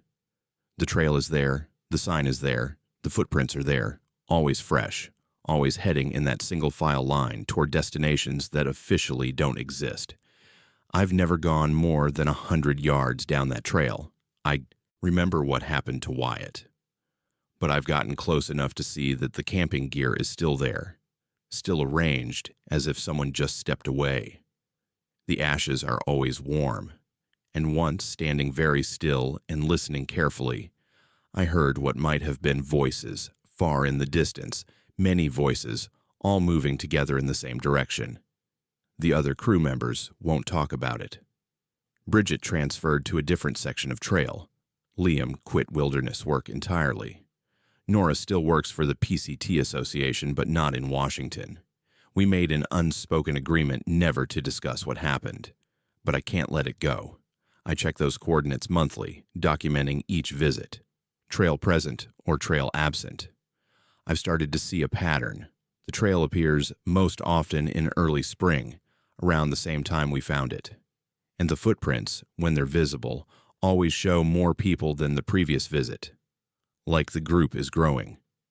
Last week I found something new. At the exact point where Wyatt stopped and started screaming, someone had placed a marker, a small cairn of stones that wasn't there on my previous visit. And carved into the top stone was a name, Wyatt. I didn't carve it. No one else knows the exact location where he stood. I visit Wyatt sometimes at the facility where he's being cared for. He's more responsive now, can hold basic conversations, but he still won't explain what he saw.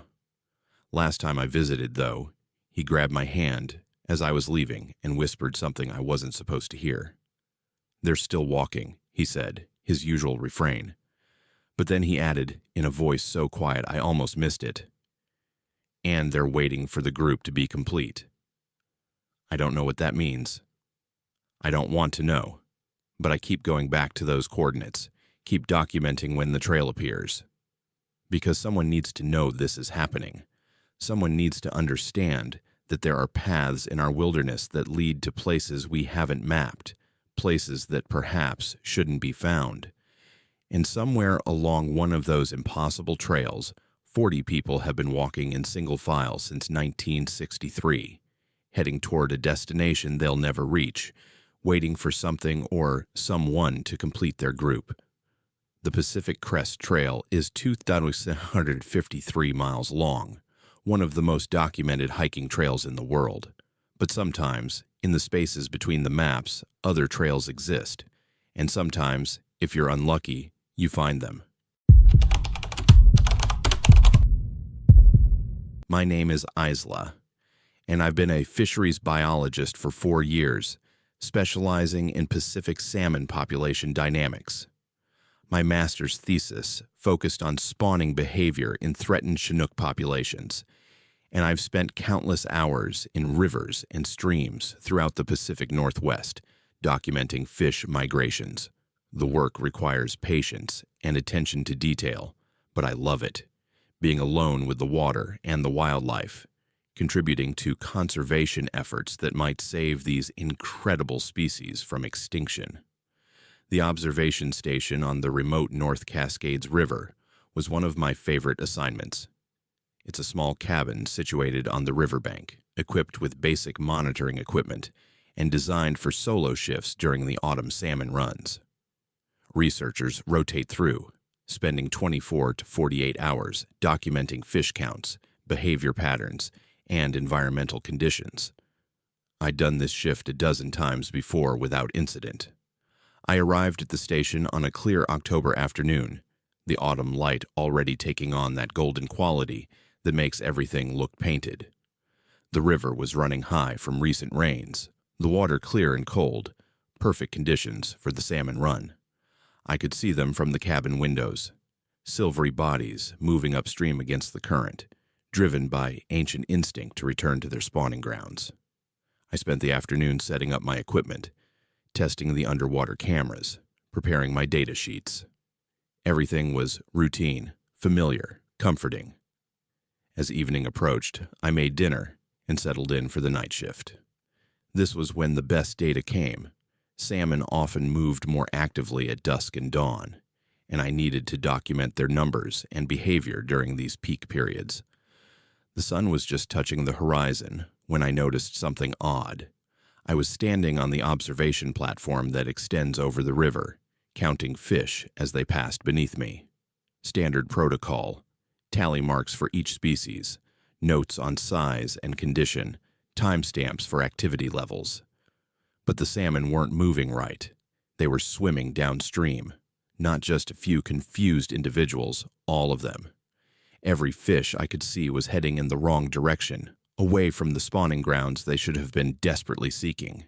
It was like watching a video played in reverse, seeing behavior that violated everything I knew about salmon biology. I checked my equipment, thinking maybe I was somehow misinterpreting what I was seeing. But no, they were definitely swimming downstream, fighting against their own instincts, moving as a unified mass away from their spawning destination. I grabbed my waterproof notebook and waded into the shallows to get a closer look. The water was shockingly cold, even through my waders, but I needed to understand what was happening. This was unprecedented. Salmon don't swim downstream during spawning runs. They can't. Their biology doesn't allow it. They're driven upstream by hormones and instincts so powerful that they'll literally destroy their bodies, battling rapids and waterfalls to reach their spawning grounds. But these fish were moving downstream with the same determination they should have been showing going the other way. I waded deeper, following them, trying to get close enough to see if they showed signs of disease or disorientation. The water reached my knees, then my thighs. I didn't notice how deep I was getting until it reached my waist. That's when I felt it. A compulsion, overwhelming and irresistible, to follow the salmon downstream. It wasn't a thought or a decision. It was a physical need, as powerful as the urge to breathe. I had to follow them. I had to see where they were going.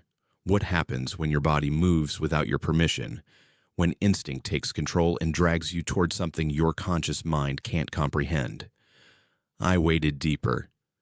The water reached my chest. Some distant part of my mind screamed warnings. This was dangerous. The current was strong.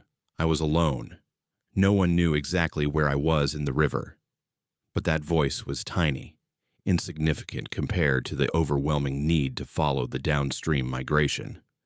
I don't remember deciding to walk further. I don't remember the next half mile.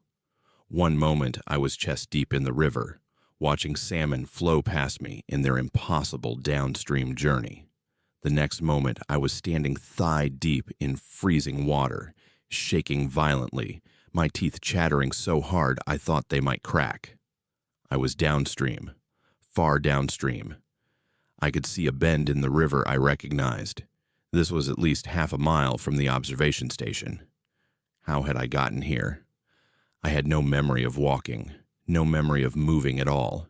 It was like someone had edited out that section of my life, leaving me in a completely different location, with no explanation of the transition. My hands were numb with cold. I looked down at them and saw I was still holding my waterproof notebook.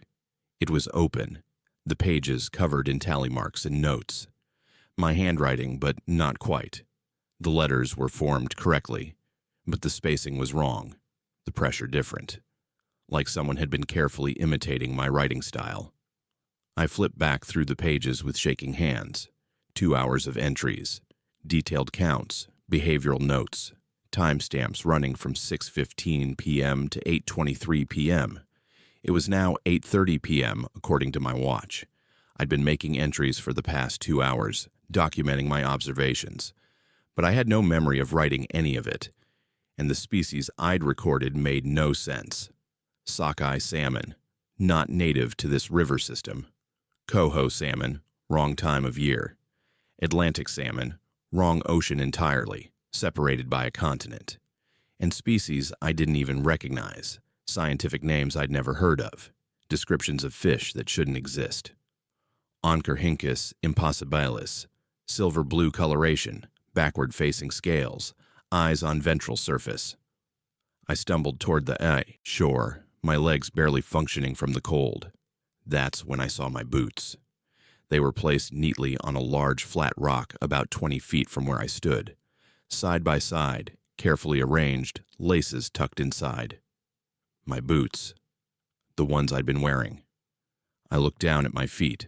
I was barefoot in the river, my waders somehow removed without me noticing. I climbed out of the water and approached the boots like they might be dangerous. Inside the left boot was a river stone, perfectly smooth and round, about the size of a golf ball. It had symbols carved into it, intricate patterns that looked almost like writing but in no alphabet I recognized. Yet looking at them felt familiar, like I should be able to read them, like the meaning was just barely out of reach of my conscious understanding. The stone was warm, not sun-warmed. The sun had set, not body heat, warm from being in my boot. Actually warm, generating its own heat like it had an internal temperature higher than the environment around it. I grabbed my boots, shoved my freezing feet into them without bothering with the waders I couldn't find, and ran back toward the observation station. My camera was still around my neck. I hadn't even realized I'd been carrying it. As I ran, it bounced against my chest, a solid weight that reminded me this was real, this was happening. Back at the station, I stripped off my wet clothes with shaking hands and wrapped myself in every blanket I could find. My core temperature was dangerously low. I should have called for emergency extraction, should have reported a medical emergency. But I was terrified that if I told anyone what had happened, they'd think I was having some kind of breakdown. Instead, I sat by the small heater, warming up gradually, and checked my camera. The last photo I remembered taking was at 5:45 p.m., a standard documentation shot of the river at dusk. But the camera showed 127 new photos taken between 6:15 p.m. and 8:20 p.m. I scrolled through them with growing horror. Most were of the river, but from impossible angles. Aerial shots looking straight down at the water from maybe 50 feet up. I hadn't climbed anything. There was nothing to climb that would give these angles. And some photos showed the river from underwater, looking up at the surface from the riverbed. My camera wasn't rated for submersion. The lens should have been destroyed. The photos showed things I hadn't seen with my eyes. Schools of salmon, yes, but also other shapes in the water. Large shadows that didn't correspond to any fish species. And in several photos, standing in the river at the exact spot where I'd woken up, there was a figure. Human-shaped, but somehow wrong. Too tall or too thin, or maybe both. It was always partially obscured by water spray or poor lighting, never quite clear enough to identify. The last photo, timestamp 8:22 p.m., showed my boots on the rock. In the photo, you could see the stone inside the left boot, and it was glowing. Faintly, but definitely glowing, like it had a light source inside it. How do you explain to yourself that you've lost time, lost memory, lost control of your own body, and all you have to show for it is evidence of events you didn't experience and symbols you somehow recognize but can't translate? I should have stayed the full 48 hours. That was the assignment. But I packed up my essential gear at dawn and hiked out, leaving the station 6 hours into what should have been a 2-day shift. I filed a report claiming equipment malfunction and personal medical issues. No one questioned it too closely. Researchers sometimes had to cut trips short. I quit 3 weeks later. Told my advisor I was pursuing other career opportunities. My colleagues were surprised. I'd been so passionate about salmon conservation, so dedicated to the research, but I couldn't go back. Couldn't stand in rivers anymore. Couldn't watch salmon migrations. Couldn't look at running water without feeling that pull, that compulsion to follow it downstream to wherever it was trying to lead me. The stone sits on my bookshelf now, in my apartment in Seattle, 2 hours from the nearest salmon river. It shouldn't still be warm. There's no physical explanation for an object to maintain heat indefinitely without a power source. But I can hold it in my hand any time, and it's always slightly warmer than room temperature, always generating that impossible internal heat. Sometimes I take it down and study the carved symbols, trying to understand what they mean. And sometimes, late at night, I think I'm close to translating them. The patterns start to make sense, start to form words in a language I don't consciously know, but that feels native to some older part of my brain. I've had dreams since that night. Dreams where I'm standing in the river, watching salmon swim upstream properly, naturally, following their biological imperative. But in the dreams, I know something they don't. I know that downstream is where they actually need to go, that the spawning grounds they're seeking are empty lies, that the real destination, the real purpose, is in the opposite direction. And in the dreams, I wade into the water and show them. I turn them around. I lead them downstream to wherever it is they're actually supposed to go. I wake up from these dreams with my feet wet and cold, even though my apartment is on the 3rd floor and nowhere near water. I wake up with river water on my clothes that dries and leaves no stain.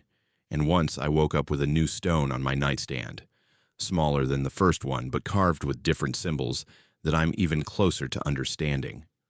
I don't work in fisheries anymore. I don't go near rivers. But the compulsion hasn't left. It's just waiting, patient and persistent for me to return to moving water. And I know, eventually I will, because the symbols are almost clear now. The translation is almost complete. And when I finally understand what they're saying, when I can finally read the message carved into stones that generate impossible heat, I'll know where the salmon were really going. I'll know what's waiting downstream. And I'll probably go there myself, wading deeper and deeper into cold water, following an instinct that isn't mine but that I can no longer resist. The stone is warm in my hand right now as I tell this story, warmer than it's ever been. And if I look at it from the corner of my eye, I can almost see the symbols moving, rearranging themselves into something readable, something that looks like coordinates or directions or an invitation. My boots are by the door. I haven't worn them since that night. But lately, I've been thinking about rivers, thinking about salmon, thinking about walking downstream to find out what's really there, what's really waiting, what those impossible fish were swimming toward with such desperate determination. I probably won't be able to stop myself much longer.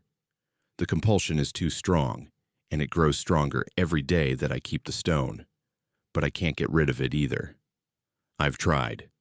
I've left it in dumpsters, thrown it in Lake Washington, buried it in parks. It always comes back. I find it in my bag, on my desk, in my coat pocket. Always warm, always waiting, always almost readable. Soon, I think. Soon I'll understand what it wants to tell me. And then I'll put on those boots and go back to the river. And this time, I won't fight the compulsion. This time, I'll follow it all the way to the end, wherever that leads. The salmon know something we don't. That's what I believe now. They were trying to tell me, trying to show me. And I came so close to understanding before fear pulled me back. But fear fades. Curiosity remains. And the river is always there, always flowing, always calling me back to wade in deeper and follow the impossible migration downstream. My name is Brennan, and I've been coordinating search and rescue operations in the North Cascades for 19 years. Before that, I was a field responder for 7 years, climbing mountains in the worst conditions to bring lost hikers home. I've seen everything: broken bones, hypothermia, altitude sickness, bear attacks. I've found people alive who shouldn't have been, and I've recovered bodies from places that seemed impossible to reach. In nearly 2 decades, I thought I'd seen every variation of how people get lost and how we bring them back. I was wrong. The call came in on a Thursday afternoon in late September. 6 hikers, experienced backpackers, well-equipped, with a solid itinerary filed at the ranger station, had failed to check in at their expected time. They were 3 days into a week-long loop around Mount Baker, and their emergency contact had grown concerned when they missed their scheduled satellite phone check-in. Not unusual on its own, phones fail, schedules slip, but protocol required we investigate. I assembled a team of 8 responders, all veterans who knew the terrain. The weather forecast was deteriorating, a major storm system moving in from the Pacific that would bring heavy rain and possible early snow at elevation. We had maybe a 24-hour window to locate the group before conditions became truly dangerous. We reached the missing hiker's last known position by helicopter.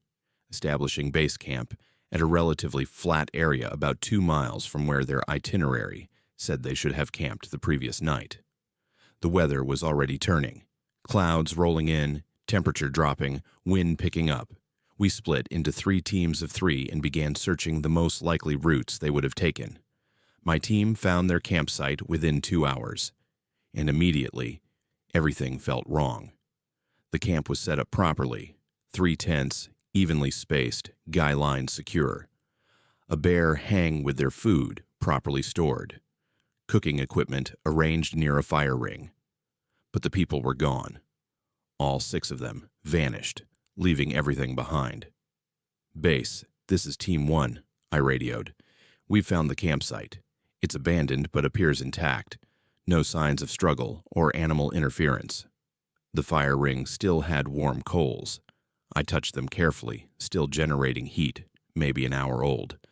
Cooking pots sat beside the fire with food inside, partially eaten. Beans and rice, still slightly warm. 6 bowls, 6 spoons, 6 servings partially consumed. Like they'd been eating dinner and suddenly all stood up and walked away simultaneously, mid-meal. Inside the tents, we found personal items: phones, wallets, identification, car keys, medications, everything you'd never leave behind. One tent had a journal open to an entry dated yesterday evening. "Beautiful sunset tonight. Weather turning. Should reach the ridge tomorrow if all goes well. Feeling great. Whole group in good spirits." Nothing suggested distress. Nothing indicated why they'd leave everything and walk away.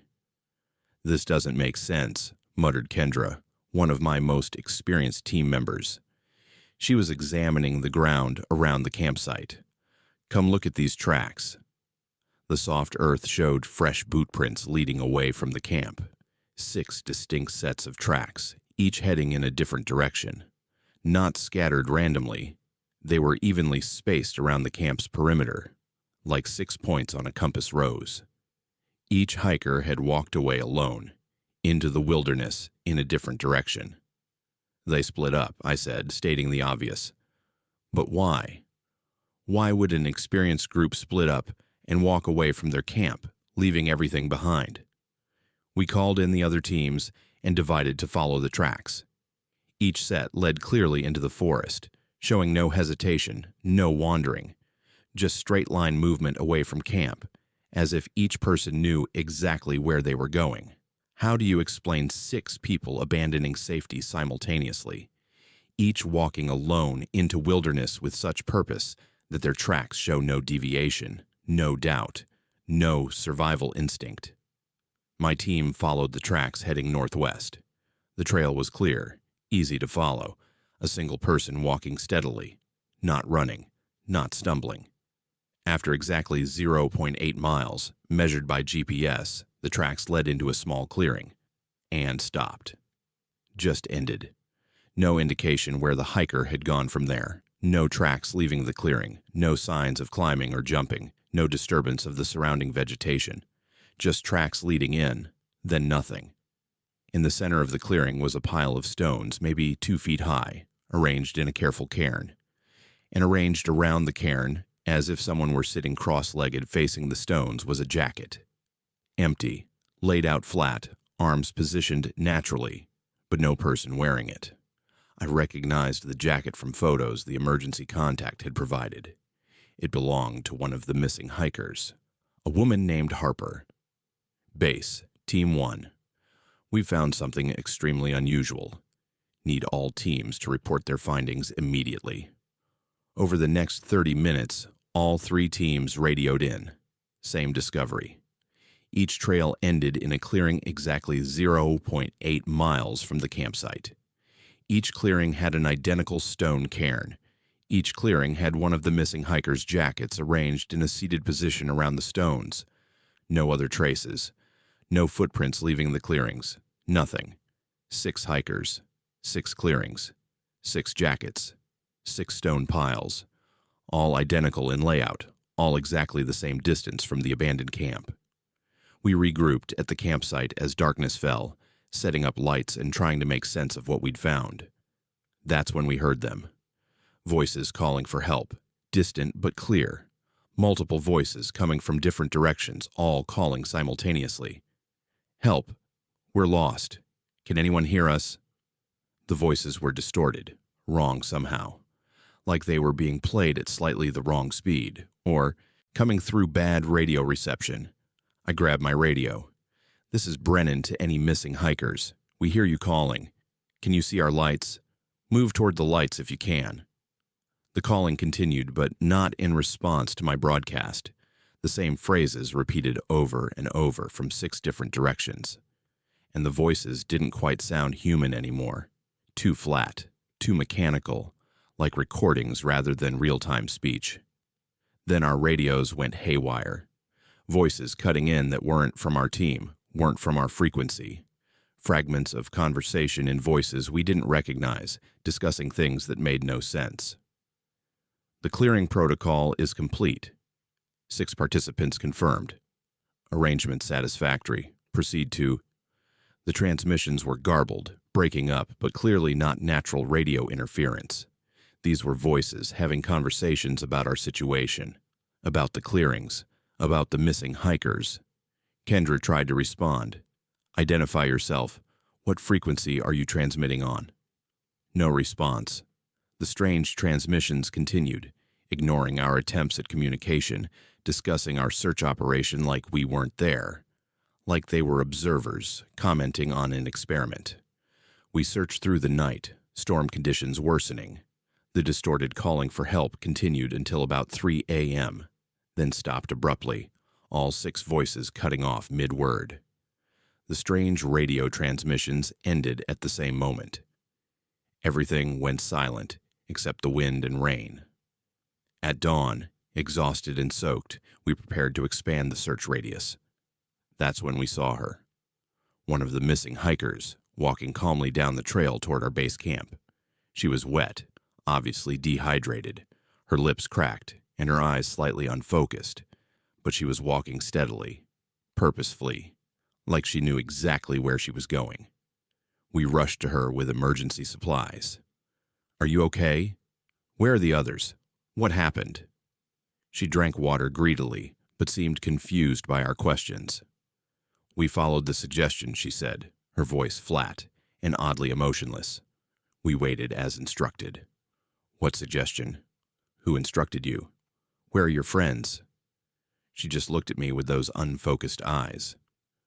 "The suggestion, from the clearing. We all received it. We all followed. I was chosen to return." "Chosen by who? Return from where?" But she wouldn't elaborate. Just kept drinking water, kept staring into the middle distance, kept saying variations of the same thing. We followed the suggestion. We waited as instructed. I was chosen to return. We evacuated her immediately. Medical evaluation showed severe dehydration, mild hypothermia, but no injuries. Neurological scans were normal. Psychiatric evaluation was inconclusive.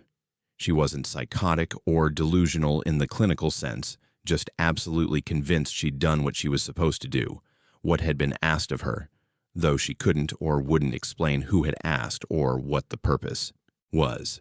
The search for the other 5 hikers continued for 2 weeks. We covered hundreds of square miles, used helicopters, search dogs, thermal imaging.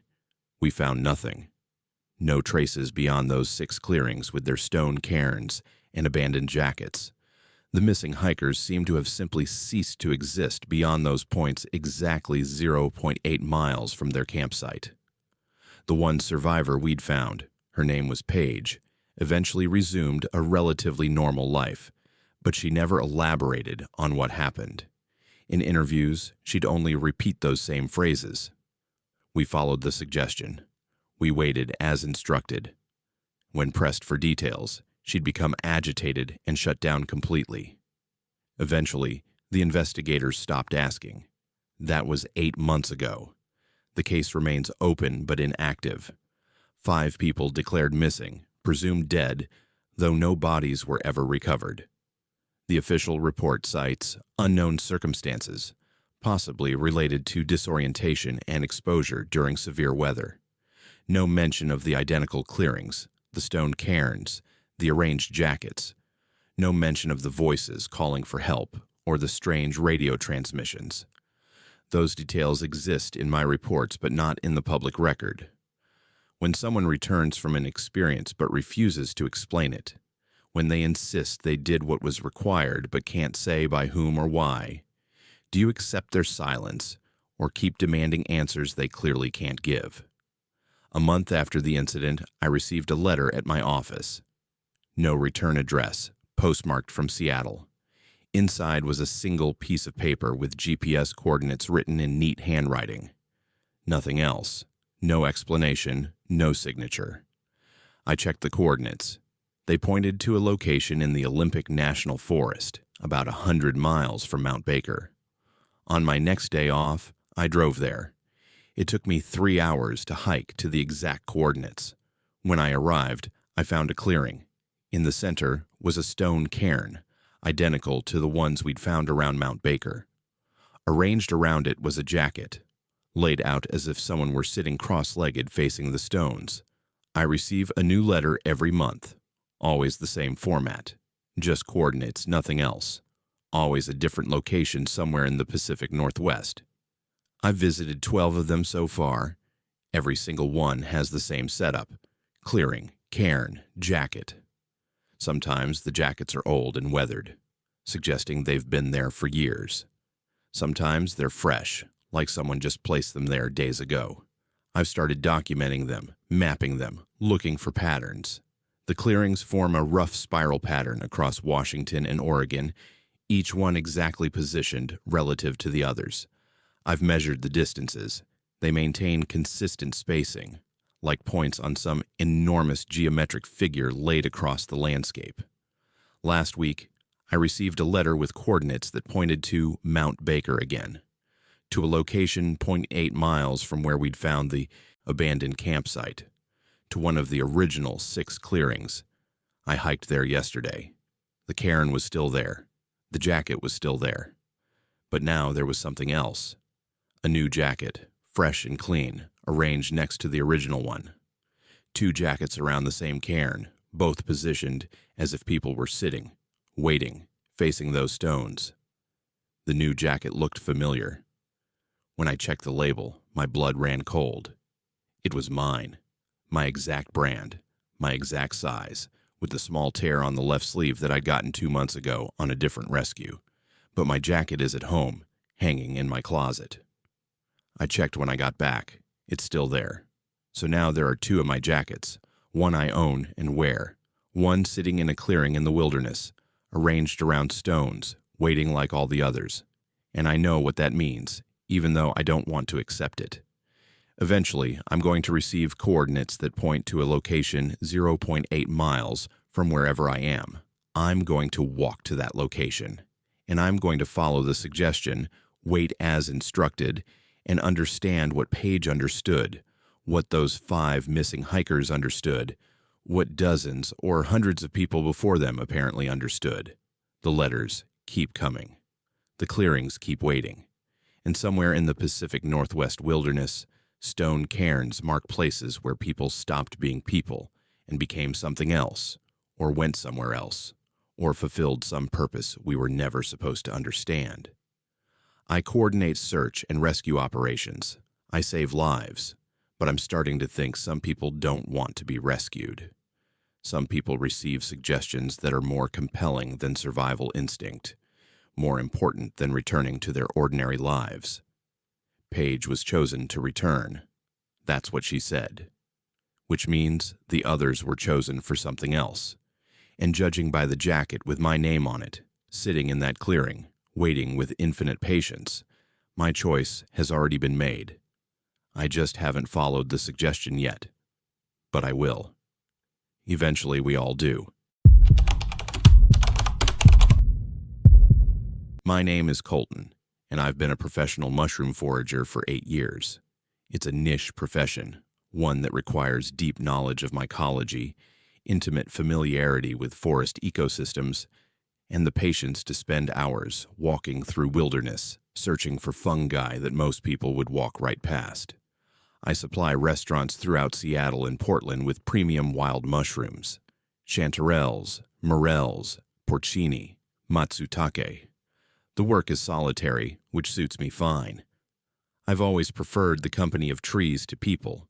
The old-growth forest near Quinault Rainforest has been my most productive location for 3 years. I have spots, secret locations I've discovered through careful observation and years of experience, where certain species grow reliably. I guard these spots carefully, never sharing coordinates, always approaching from different directions to avoid leaving obvious trails that other foragers might follow. It was an overcast October morning when I hiked to my best chanterelle spot, a section of forest about 2 miles from the nearest trail. The conditions were perfect. Recent rain, cool temperatures, the right time of year. I was expecting a good haul, maybe 20 pounds of premium chanterelles that would fetch top dollar from my restaurant clients. I reached the general area around 10 a.m. and began my systematic search pattern, moving slowly through the forest, scanning the ground and the bases of trees. Chanterelles grow in specific associations with certain tree species, and I'd learned to read the forest, to know where to look based on canopy composition and soil conditions. That's when I found it. A mushroom ring unlike anything I'd ever seen, 50 feet in diameter, maybe more, forming a perfect circle in a small clearing. But these weren't any species I recognized. The fruiting bodies were enormous, some as large as dinner plates, with caps that shifted between colors as I looked at them. Purple to green to gold, the colors flowing like oil on water. The gills underneath were geometric, mathematical in their precision, nothing like the organic randomness of normal mushroom anatomy. I pulled out my field guide, flipping through pages of species illustrations. Nothing matched. I checked my phone, pulling up digital databases of mushrooms, including rare and exotic species. Nothing even close. These mushrooms shouldn't exist. The professional forager in me knew I should photograph them, collect samples, document this discovery. This could be a new species, something scientifically significant. But something deeper, more instinctive, told me to leave, to back away, slowly, and forget I'd ever seen this place. I didn't listen to that instinct. I stepped into the ring. The change was immediate and total. Sound vanished, not gradually, but like someone had switched off the audio of the world. No birds, no wind, no rustling of leaves. Complete, absolute silence. And the air tasted wrong, metallic and sharp, like licking a battery. I could feel it coating my tongue, filling my lungs with each breath. I looked at my phone to take photos. The clock showed 10:17 a.m. I took several pictures of the mushrooms, noting the strange way they seemed to shift and blur in my camera's screen. When I looked at the time again, it still showed 10:17 a.m. I watched the display for a full minute, counting seconds in my head. The time didn't change, didn't advance even 1 second, but the shadows were moving. I looked up at the forest canopy and saw shadows racing across the ground, the sun's position changing rapidly, hours passing in seconds based on the light patterns. Yet my phone insisted no time was passing at all. The disconnect made my head hurt, made my vision swim. What does it mean when time becomes negotiable? When seconds stretch into hours, while hours compress into moments? When your own perception fractures between what your senses tell you and what your instruments measure? That's when I noticed them. People standing throughout the forest beyond the mushroom ring, maybe 20 or 30 of them, scattered among the trees, all completely motionless, all facing away from me, showing only their backs. They stood in postures that suggested they'd been there for hours, days, maybe longer, patient and still, waiting for something. I called out, my voice sounding flat and wrong in the unnatural silence. "Hello? Are you okay? Do you need help?" No response, no movement. The figures remained perfectly still, their backs to me, positioned throughout the forest like statues, like markers, like warnings. I started walking toward the nearest figure, staying inside the mushroom ring. As I moved closer, I noticed something disturbing. The person was wearing jeans and a flannel shirt that looked familiar. Very familiar. I looked down at my own clothes. Different jeans, different shirt, but similar style. The same brands I always wore. I moved toward another figure. This one wore hiking gear I recognized because I'd owned it years ago. A specific jacket I'd worn during my first season of foraging before replacing it with better equipment. But my old jacket was in storage at home, donated to Goodwill, given away. I couldn't quite remember, but it definitely wasn't here. I approached a third figure, cargo pants and a band t-shirt I'd worn in college, maybe 15 years ago. I definitely didn't own that shirt anymore. I'd gotten rid of it when I moved to Seattle, cleaned out my closet, started over. Yet here it was, on this motionless figure standing in the forest, facing away from me. With growing horror, I realized what I was seeing. These weren't random people. These were all wearing my clothes. Not similar clothes. My actual clothes from different periods of my life. Clothes I'd owned, worn, discarded, or lost over the past 33 years. And they were arranged chronologically. The nearest figure wore recent clothes, things I'd owned within the last year. As I looked further into the forest, the clothing got older, tracking backward through my life. There, my clothes from 5 years ago. There, from a decade ago. There, from my teenage years.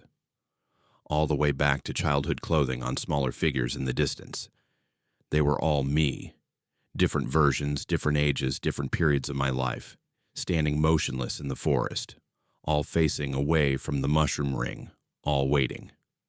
I tried to leave the ring, to step back outside that 50-foot circle, but when I moved toward the edge, the figures moved too. Not walking, not turning, just suddenly closer, positions adjusted but still facing away. Each time I tried to exit the ring in any direction, the figures repositioned to block my path, maintaining their backs to me, never turning, never showing their faces. I was trapped, surrounded by versions of myself, imprisoned inside a circle of impossible mushrooms, while time fractured around me. The youngest figure, the one wearing clothes from my earliest memories, maybe age 5 or 6, was closest now. Small, child-sized, wearing a t-shirt I barely remembered owning, pants I'd worn in kindergarten. It stood perfectly still, back to me, small shoulders relaxed, head slightly tilted, as if listening to something I couldn't hear. Then, slowly, deliberately, it began to turn around. I didn't wait to see the face. Didn't want to know what was wearing the clothes of my childhood self, what had taken the shape of who I'd been 30 years ago. I ran, crashed through the mushroom ring, through the barrier I couldn't cross before, somehow breaking free. The figures didn't move to stop me this time, didn't reposition to block my escape. I ran blindly through the forest, branches whipping my face, roots trying to catch my feet. I fell, got up, ran more. The silence pursued me, or maybe I was still inside it, still trapped in that zone where sound couldn't exist. I ran for what felt like hours, though my phone, when I finally checked it, showed only minutes had passed. Or maybe hours had passed, and my phone was lying. I couldn't trust anything anymore. I emerged onto a highway I didn't recognize. Not a Forest Service road, not one of the rural routes I'd used to access the area. A major highway with traffic moving at speed, lanes and shoulders and mile markers. But there shouldn't be a highway anywhere near where I'd been foraging. The nearest major road was 15 miles away through rough terrain. I stumbled to the shoulder, waving at passing cars. Most ignored me. Then an older pickup truck slowed and pulled over. The driver leaned across to open the passenger door. "You okay? You look like you've been through hell." I climbed in, breathing hard, my hands shaking. "I got lost. I need to get back to Seattle." "No problem. I'm heading that way." I looked at the driver as he pulled back onto the highway, and my heart stopped. He looked exactly like my father. Not similar, not reminiscent. Exactly like my father had looked in his 30s before I was born. I'd seen photos from that era, knew his face from old family albums. This was him, or someone who could have been his twin, down to the small scar on his left eyebrow.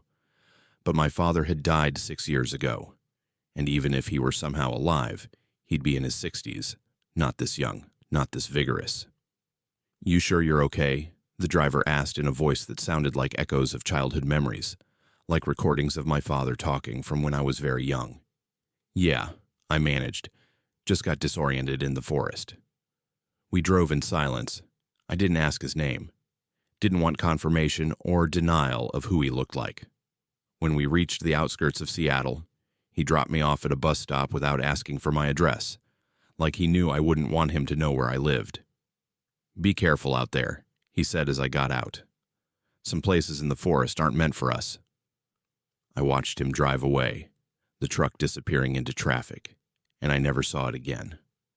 When reality splinters and shows you versions of yourself you've left behind, when time becomes unreliable and the dead drive you home wearing familiar faces, how do you rebuild trust in the world you thought you understood? That was 2 months ago. I haven't been foraging since. I can't.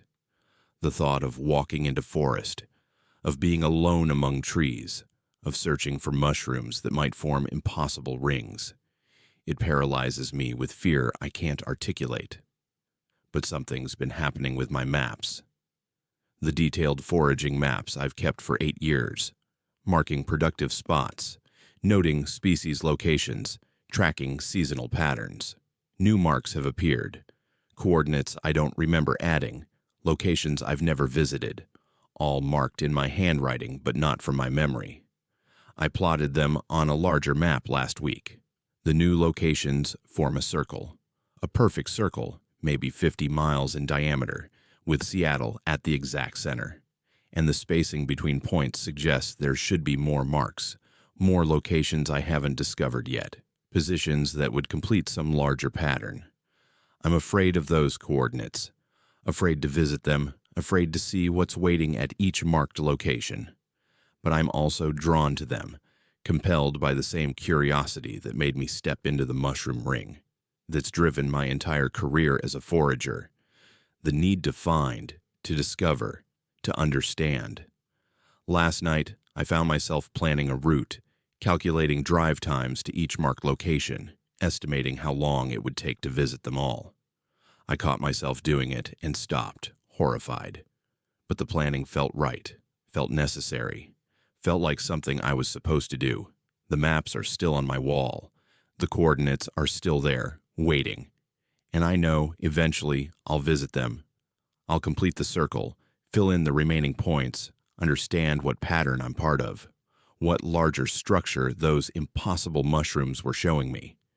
Because I saw myself standing in that forest, wearing clothes from every age, every version of who I've been. And they were all facing away from the mushroom ring, looking outward at something beyond, something I couldn't see. All of my past selves arranged in time, witnessing something together, and the youngest one turned around. I didn't see its face, ran before I could, but I dream about it now. Dream about that small figure in kindergarten clothes turning slowly, preparing to show me something. And in the dreams, I don't run.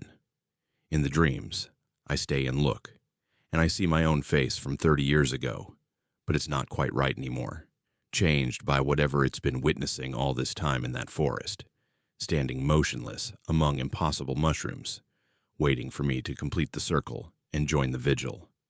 The foraging maps call to me every day, showing coordinates that lead to something I both fear and need to understand.